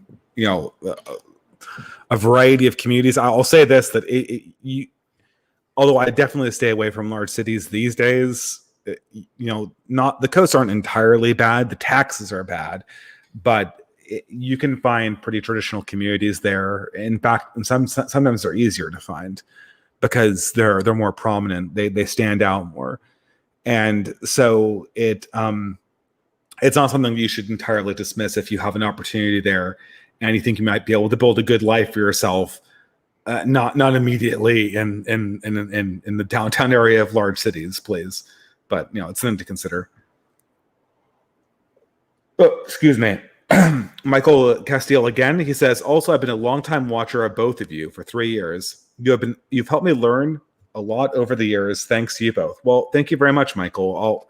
I'm not so sure that I can come up with a magic bullet for where you should live, because that's a difficult one. If I were to just say, like, for stability, the best state in the country is probably Utah because of its incredible Mormon influence, but it's also in some ways the least insulated, because all of the Mormons, all of their kids, they grow up in these highly stable communities and they don't have the antibodies, and then they just welcome progressive ideas right through the front door. I've seen it 1,000 times, and it's actually quite depressing, because they've grown up in like 1950s America and the 2000s, like in a bubble, and so they're not aware of how poisonous some of this stuff is. I don't like Utah for the environmental reasons. Water is going to be a big problem for the Western US in the next few decades. I mean, previously I would have said something like Wyoming or Montana or something, but water is going to be a big problem in the Western US in the future. Yeah, and I guess I don't know, who knows, but the plain states, those I always escape my notice. Florida, I don't really like as a state, even though everyone constantly goes on about Ron DeSantis. I don't know. It seems like kind of California to a certain extent. Castile goes on, Michael Castile, again for their super chat. I strongly admire your wisdom and insights, Dave. I am reading the classics right now in a book club. What else do you recommend to be able to get insights like you do? How should one read and study? Well, you kind of copied my first advice, which is to always, I mean, Franklin, you're reading classics independently, which is something that I've struggled with in my life. I've always liked reading classics with a discussion group. And I was able to get, I was part of a classics group for years and years and years. And I got through a lot of them. But I don't know. I mean, I guess I always think that I like kind of talk to people, I guess. It's sort of try to take a worldview and reconcile the world you live in and the world that must have existed before you.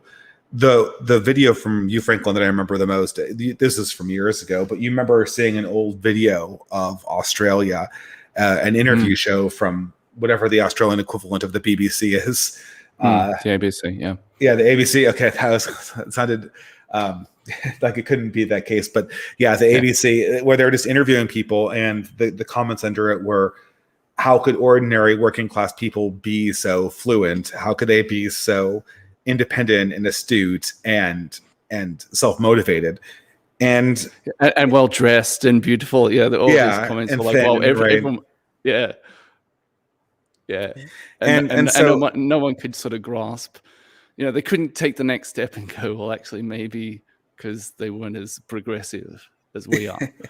Yeah, they hadn't experienced the decline of the 20th century. And I think that the insight comes, I believe, from taking a work like the classics, or even something that's stupid like pop culture, and really trying to put it into, this is my method. I know probably Franklin has a completely different one, but I try to like superimpose that fictional work onto the world I live on right now and try to see what it's telling me about it. And the more distant the work, the more useful it is to do that. That's why I think the Old Testament from the Bible is so useful, is that the Psalms in particular, which, that I read them regularly on my show, but they're ancient, but it seems like when they are superimposed over our world, they kind of draw out insights either by complement or by contrast. They're either strangely relevant to the modern world, or they bring out a distinct contrast that we need to be aware of. And I don't know, that's sort of how I do you have any suggestions on how to get insight into the world? Yeah, well, I think that's a good way to do it. Look at something and say, well, any particular worldview or what have you, whether we're talking about the current year or something from the classics or so on. Say, if we were to just take the people in this story or this situation and randomly reassign it to some other place on the planet at some other time in history, how well would that map onto reality? How well would that work as a way to prosper? And that's why things are the classics. That's why classical music is popular outside of the West, and so on and so forth, art and all of the rest of it, because people say, well, that actually speaks to the human condition, the sort of universal values, in a way that all the stuff that they currently talk about being universal values and so on, those things don't.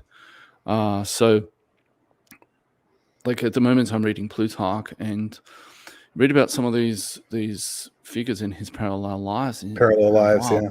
Those guys were just awesome. Even the sort of the losers, like I just finished reading about Brutus last night, and Brutus gets really bad rap in the modern world, but he was he was a really principled guy, and he died, but he was a principled man who really tried to believe in the old order and make it work, and he had a series of misfortunes and sort of idiots around him and all of this sort of stuff.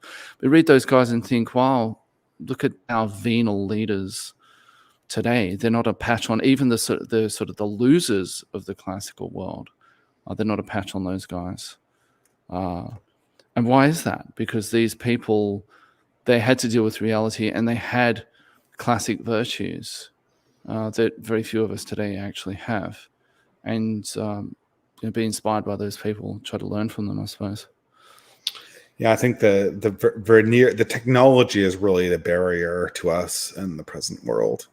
I think we're going to have to come up with some way to control this in our own lives. And I don't know exactly what the solution is, because there seems to be no way around. I mean, you can obviously limit completely having it destroy your mind. That's fairly easy. You can just develop like time boundaries for yourself. You can create, I'm not going to use this absolutely poisonous social media, or, I'm going to limit my use of it. And that helps you to a certain extent. But the real problem is that our entire experience of the world now is kind of, there's this veil in between us and hard reality that is ever present in technology and in social media in particular. And because of that, it's very hard for our minds to kind of tap into sort of the stark reality of certain situations. But that's probably not a very good answer. I'll go on here because I know you have to leave. If you have to leave on the hour, I don't have to leave exactly on there. Okay, so, let's go a little bit longer, but not too much longer. Okay, so two at the same time, glow in the dark. They're related. Glow in the dark for $5 says, "I bet Martha's Vineyard put the illegals in servants' rooms. Sadly, the help had to sleep on the lawn. The owners tried to get the illegals to do the chores for rent, but they rejected it. So the help got the rooms back and they shipped them out." And then Cringe Walker, friend of the channel, says, "I fully support the democratic immigration policies they apply to Martha's Vineyards." Yeah, I mean, people criticize this from the distant right as being a bit of a stunt, but it's a stunt that really has. I mean, this is like the "it's okay to be white" of 2022. Yeah. This is a narrative disaster for the left. Yeah, I mean, they think they've won. Like the way that CNN's describing it, the way that like the lefties online are describing it, they feel like they've won this narrative cycle because they gave them hugs before they put them on buses with National Guards and shipped them off. But that's not flying for anybody who isn't dyed in the wool ideologue. Yeah. Everyone else is laughing their asses off at this. The memes must be flying. Have you seen the one? It's that one of Homer Simpson backing into the hedge and then reappearing. Yeah. And in the first one, he's holding the sign that says, "In this house we believe in blah blah blah." And he's backing into the hedge, and then he reappears with a "no trespassing" sign. Yeah, it's just the problem is like every single like excuse they have for why this, they don't even have good excuses for why the prank was wrong. Because they've done all of those things. They have tactically shipped immigrants from the border into the interior of the United States tactically ahead of elections, and on the behest of NGOs who had "quote unquote" need for them as cheap labor in other areas of the country. They have helped immigrants get across the border. There are NGOs that literally act as facilitators of quixotes by like leaving supplies for people and helping them get around border security semi-illegally. They've done all of these things, and so like none of their excuses hold any water. And the idea that like Martha's Vineyard is uniquely incapable of accepting 50 immigrants is insane. In September of all times, right when their hotels draw down off of the August high. I mean, come on, this is insane. I mean, there are cities that are they're having entire hotel complexes rented out by illegals because they're forced by law to accommodate these people. So I mean, this is just I don't know. It's kind of it's funny, but yeah, I don't know. There's much more to say about that. I'll go on to read Cringe Walker's next super chat. It's crazy for $3. It's crazy. It's still crazy to me that the time between the closing of the Rhine in 406 and the sack of Rome in 410 was only about 4 years. It took 4 years to end 1,000 years of hierarchy. Of course, locally, it continued. The crossing of the Rhine. Well, okay, but that's not so unusual, right? Because the Rhine was the border of the Roman Empire. That's where they had their fortifications. They weren't prepared to fight across Gaul and Italy.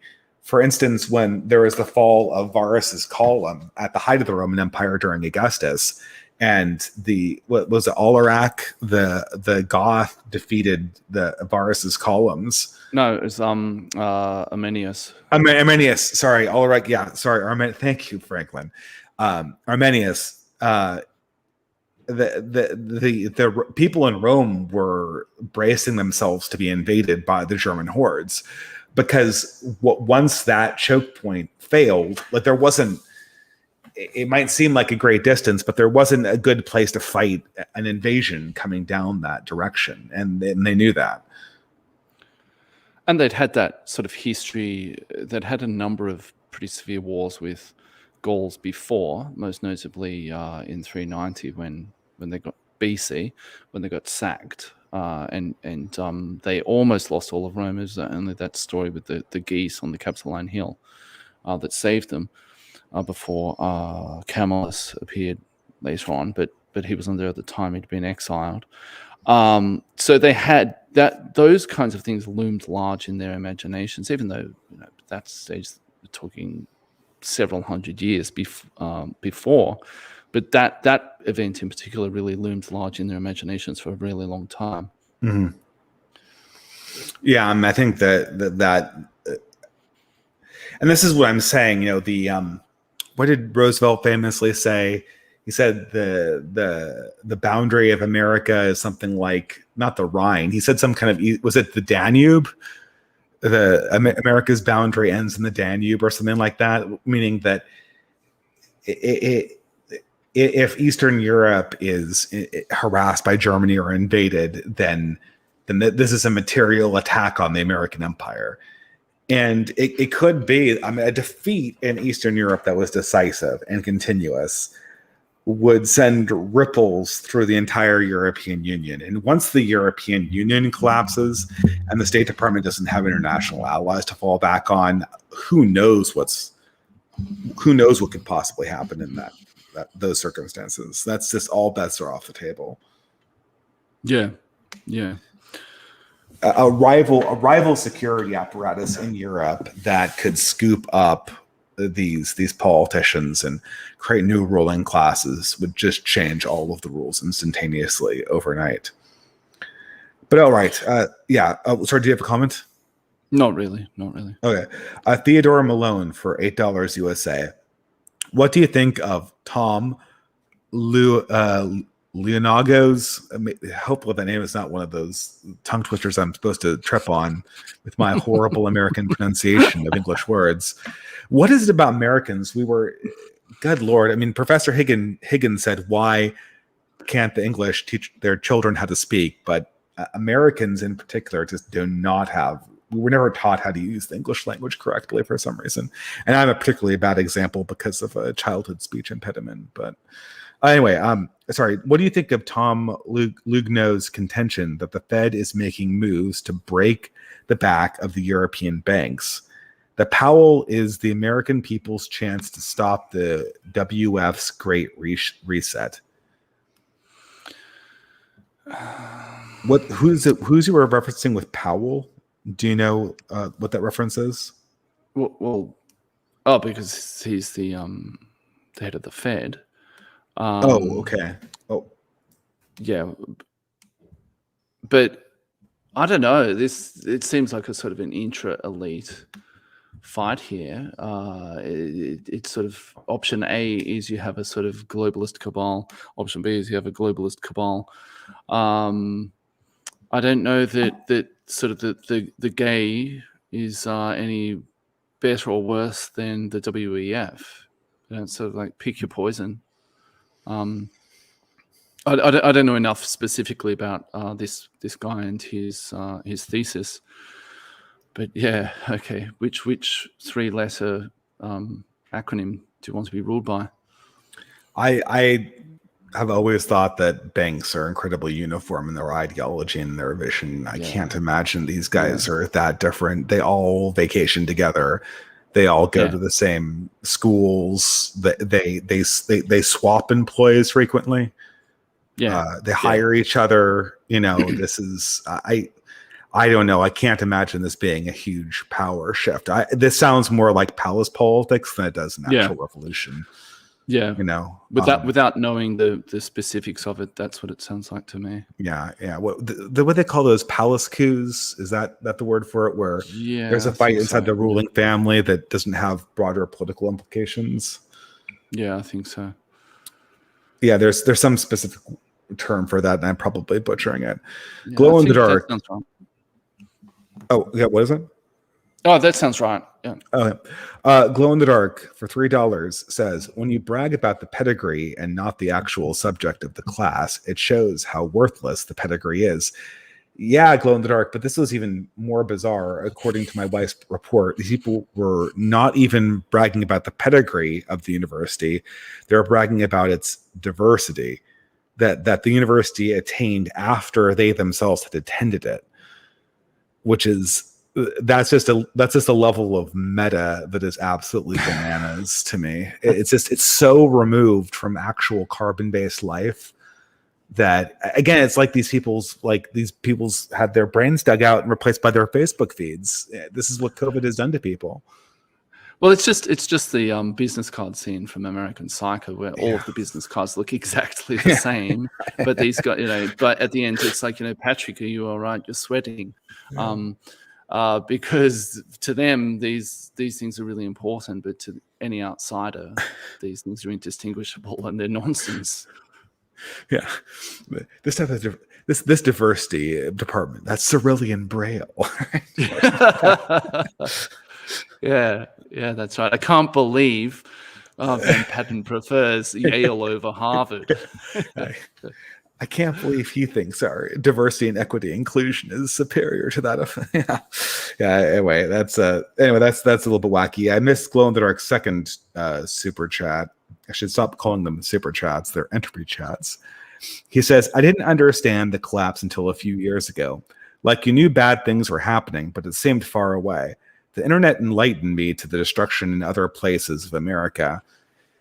Yeah, I mean, this is the story of the 90s, right? I kind of vaguely remember the 90s as a little kid, but we all kind of knew that America was being hollowed out, that the last remnants of the industrial base were being destroyed, and that the middle America that it made its appearances in movies was no longer really the reality and wouldn't be in the future. And for those like my own family who lived in the blue areas, our collective response was, who fucking cares? Yeah, and it was all papered over by the fact that people had just tons of cheap plastic crap from China and cheap flights to anywhere in the world that they wanted. That sort of stuff, consumer experiences and consumer crap. But the actual really important things, they were stealthily being removed. And it was sort of like, oh, don't look over here, look at this other thing. Like the magician, he gets you looking at one hand and the sleight of hand occurs with the other hands that you're not paying attention to. Computers in the 1990s were really the perfect piece of technology because they weren't actually that revolutionary, but they were just shiny enough to make one believe that they could solve virtually all social problems. And as we now know, post 2012, they basically made all of our social problems way, way, way worse. But I was a huge believer in the power of the computer and information technology, and it hasn't completely left me. But it wasn't just like widgets from China. There was this consumer technology that seemed like it had messianic promise, plausibly. Even though I think that, like, if we had thought about this with a little bit more wisdom, we would have seen that this promise was completely false. Yeah, it's really strange to go back and watch 90s movies where they have technology in the movies, and so like what's that movie? Is it Hackers? And they're talking about the specs of their computer. It's got like 20 meg hard drive or something. And it's like, oh wow, there was this sort of techno optimism, absolutely. And the early days of the internet, pets.com or what have you, and the tech bubble and all of that sort of stuff. Yeah, it's not just that they're talking about these incredibly antiquated systems as if they're like crazy supercomputers. That's not what was so remarkable about movies like Hackers and Operation Swordfish and all of these other crazy techno optimistic movies from the 90s. It was the fact that like the technology itself had this sort of mythological aura to it. Like a new computer could be like Excalibur. It would vest you with this like this power of like you'd be this super being. And the last piece of technology that really made you feel like that, I think, was the iPhone, which again was like literally the prefiguration of our doom as a society. But the iPhone, I mean, I still have a smartphone. I'm kind of trying to get rid of it. But I mean, when you first got one of those smartphones, like you felt like you were this super being walking among the plebs. You were this cybernetically enhanced organism that was living a higher life. It was amazing. Anyway, well, we're very far into these super chats, but I want to let the Franklin go, so forgive me for going a little bit faster than usual. Okay, Remy Coppard for $5 Canadian. I've been thinking politics isn't useful for most people. It seems it is more important to be well put together with useful skills than just a person who's very political. Thoughts? Yes. I wholeheartedly agree with that. Politics is not useful for most people. Although I will say you can use political lessons to kind of give you key insights into your own life. That has been helpful for me in the past. But no, you don't want to be somebody who just internet politics is the lowest of the low kind of knowledge to maintain insight. It's very temporal, and it moves so quickly that I can hardly even comment on it and seem relevant in a weekly podcast format. It's incredibly ephemeral, and it's not really worth your energy to be good at. The one thing I said it does sort of give you a sense of, though, is you can kind of learn kind of correct attitudes sometimes to take for it. One of the attitudes, you should just be aloof from everything. That's kind of actually a good real life attitude that you might learn from politics, I guess. Yeah, I think there's this problem whereby a lot of people think that by being obsessed with politics, they actually have a role to play in politics. Mm-hmm. A bit like if I watch an action movie, if I'm sort of shouting at the screen, "Oh, don't do that," or a horror movie or something, "Oh, don't do that, you're going to die," as though I actually have any effect upon the characters. Or if you attend a sporting match or something and you're screaming from the sidelines, there's a difference between being a participant and being an observer. And a lot of politics gives people the illusion that as observers, they're actually participants. Yeah, that's actually a very good distinction. I think that if you are going to study politics in any capacity, you have to constantly remind yourself that, except for probably a few very fleeting instances in your life, if any, you will be a pure observer of politics. And the main thing that you take from it are the things, the attitudes, and the insight that you can bring to your own life to make your own life better. And the only reason why I'm saying, first, there's two reasons, I guess, why I'm saying politics is useless. Don't do it. The first one is sort of a self-consciousness that I myself do internet politics, and I don't want to seem like a hypocrite. But the second thing is that I just heard so many times from boomer relatives that you talk about some abstruse political theory, and they go up to you and they say like, "Oh, why are you wasting your time talking about the managerial state or Machiavelli or theories about elite and power or banking systems or marginal interest rates? That's just useless. Get back to the real world." And then you check in on the same boomer relatives like 3 months later, and they're like going on protests, freaking out over presidential elections, and just going gaga over the latest hysteria on CNN. And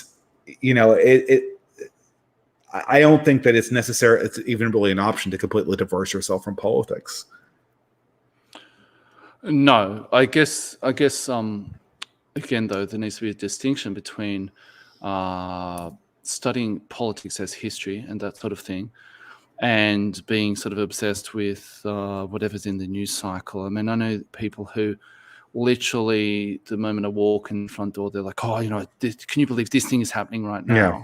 And they're sort of in this perpetual state of outrage about whatever. And if you said, okay, what was the thing you were outraged about back in April? They wouldn't be able to tell you, but they were outraged about something. And so it probably wasn't that exciting or interesting or relevant if they can no longer even remember what they were outraged about a few months ago or a few weeks ago, or what have you. I think there's a difference between that and sort of studying politics, meta-politics or what have you, for history and insights into how to behave in the long term and that sort of thing. Are you aware of someone called Dash Dabrowski? No. He's sort of an internet meme, but he's this failed he's not failed, but he's like this childhood actor that became this TikTok phenomenon. And every one of he's like this insane sycophant for Joe Biden. Everything is about how bad Trump is, and everything is about how awesome Joe Biden is. And every one of his videos are him acting like, oh my God, oh boy, here it is, like big revelation. And they're always like these 30-second clips where he's reacting, like he's doing this insane it would be comedic in a different age, overreaction to the most inane flash in the pan piece of news you could possibly imagine. Whatever that is, do the exact opposite of that. Yeah, basically. Anyway, I should just move on because we're coming to the end of the super chats, I think. Although the entry makes it hard to say. Indy, for $5. This week for work, I took 90-minute cab rides. Both drivers were based, so I pumped them for info. A correlation I made was only the fares whose jobs were anchored in reality saw through the regime's crap. All other fares glued to their phones. I mean, this is sort of the pointing out, I think, the laptop class and the real world class. Yeah. I think that's yeah, it's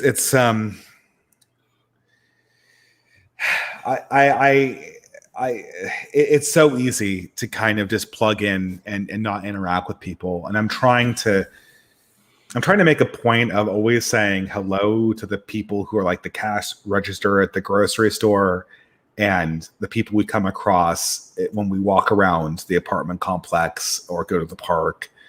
And a lot of people are just frozen, and they you say hello to them and they freeze up. But if you're not plugged into actual reality, then your insights probably aren't going to be worth very much.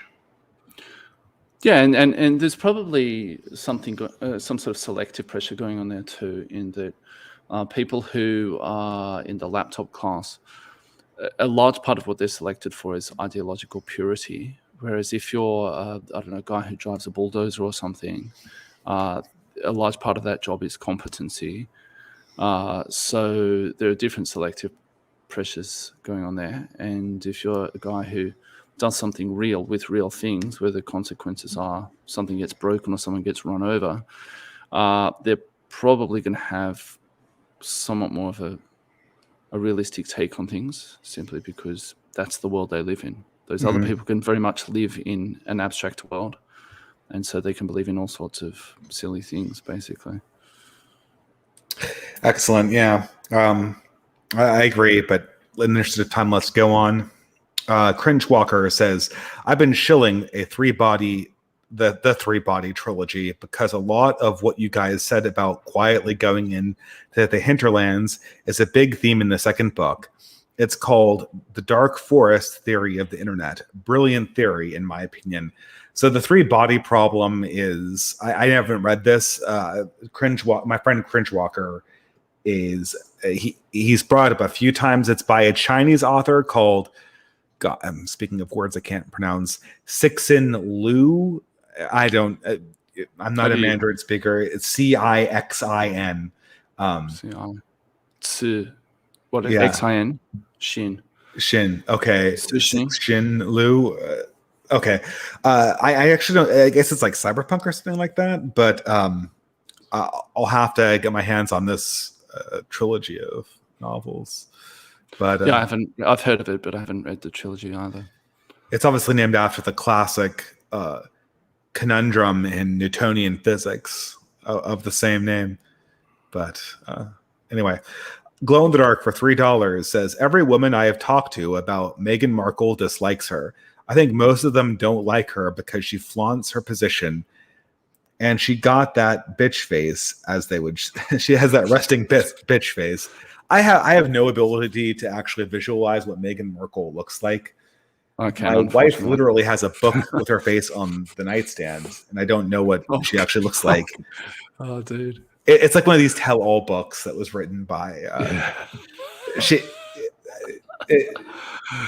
has a book that I recommended to her, and this one, and she just finished Crime and Punishment and The Wind in the Willows, and she's going on to Anne of Green Gables. But she guiltily reads the Meghan Markle one as well. So I can't. Does she have a resting bitch face? Do you know what she looks like? Yeah, I do. Kind of. I wouldn't say it's severe. Kind of. I can see how people would say that. The thing about women, the way that women judge women, is it's completely different to guys. Like, guys will say that guy is super awesome, and I really admire that guy. With women, they're very concerned about the sort of the group and validation. So the idea is you just have to be a slightly better version than all of the other women. And if you're too outside that frame of reference, then you're weird and there's something really horrible about you. So for women, it's always like you want to be a slightly better version of everyone else, but basically the same, just a slightly better version. Whereas with guys, it's just like, yeah, that guy's awesome at that thing, and I really admire him. So women, I think, the appeal for Kate is that she's a better version of most women, or at least the way they would like to see themselves. And she doesn't flaunt it, but she doesn't flaunt it. Whereas with Meghan, she's sort of too in your face about it. She's too weird. She's too sort of out there, too catty, all of that stuff. Like, it's the Princess of Wales, once called Middleton, is literally, as the Zoomers would say, mid. You've heard that term, like mid for women who are on the verge of being attractive, but kind of like still, okay. Yes, that's a good way to put it. And she doesn't sort of get in everyone's faces about it and flaunt herself. Whereas, and she does, she has a certain kind of elegance to her with that, and whereas Meghan is just this sort of train wreck everywhere all the time. Yeah, and she also kind of betrays the coalition, so to speak, too. And I think women are. It's funny because women they're not very sensitive to certain kinds of treachery, but then they're hypersensitive to other types of treachery, and it's hard to really understand what triggers them on this front. It's almost like they're more sensitive to the microcosmic forms of treachery than they are to the macrocosmic ones, if that makes sense. But I don't know if I have a general theory about that. Yeah. All right, Michael Castile. Oh, that was the clarification I read earlier, but thank you for the super chat nonetheless. Darth Kilhoun for $3. I'm frankly miserable in the United States and have no attachment to it besides military service. I know German. Should I finish my contract with the army, save money to move to Liechtenstein? I have never been to Liechtenstein. That's the last. It's the last monarchy that has a Stuart monarch, I think, right? But other than that, I've never been to Liechtenstein.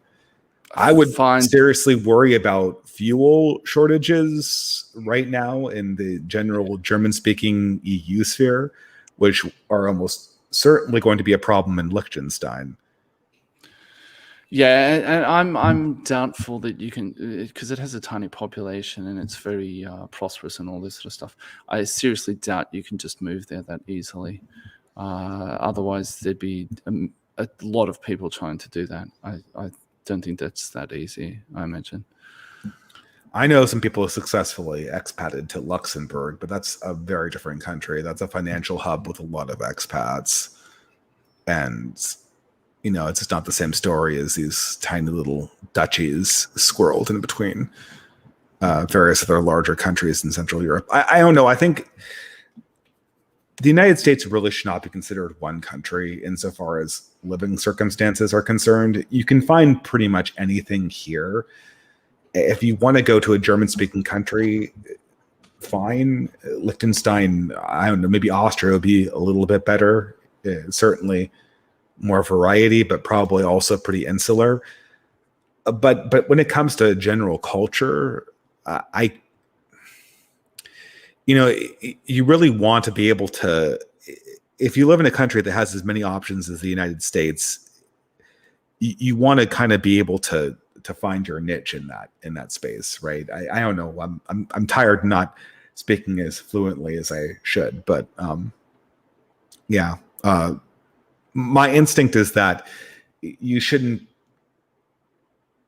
expatting to solve problems with personal arrangement is not always the best idea. But I don't know. What you want to get is a plan for your life that includes financial and personal and family plans, and then follow that plan and adjust as necessary. I think that if you have a major life decision and you're not considering how it plays out on all fronts, then that's not really an incomplete plan. You're just reacting to emotion.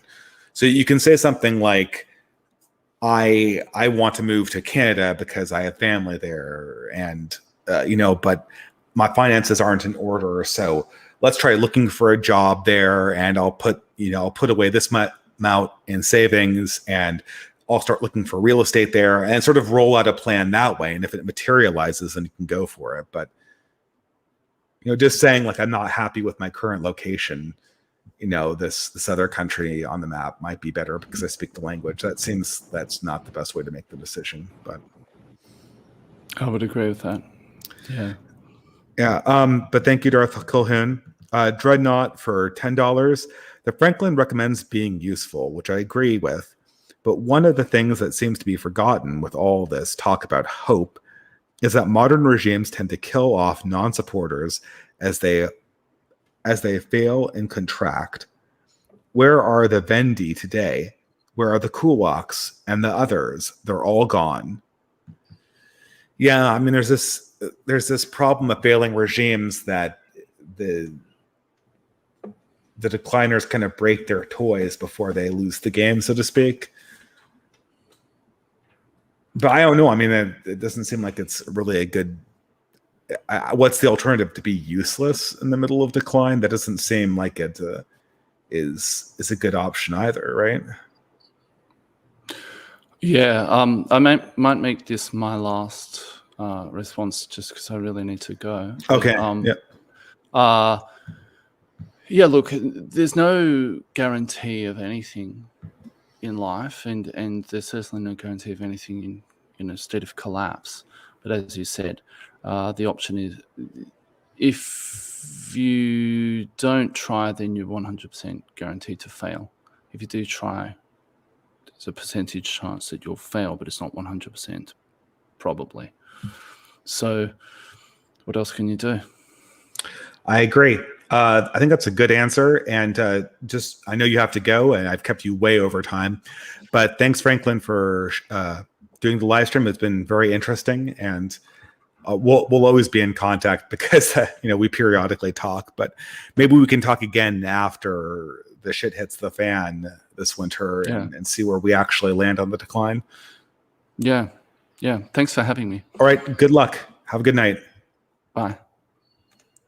All right, guys. Well, I'm going to answer super chats, and let's see. Franklin's still in the studio, but I think he's left the stream. Maybe I can remove him here. Oh, there he goes. All right. Well, I'm going to answer super chats now, and only a few more.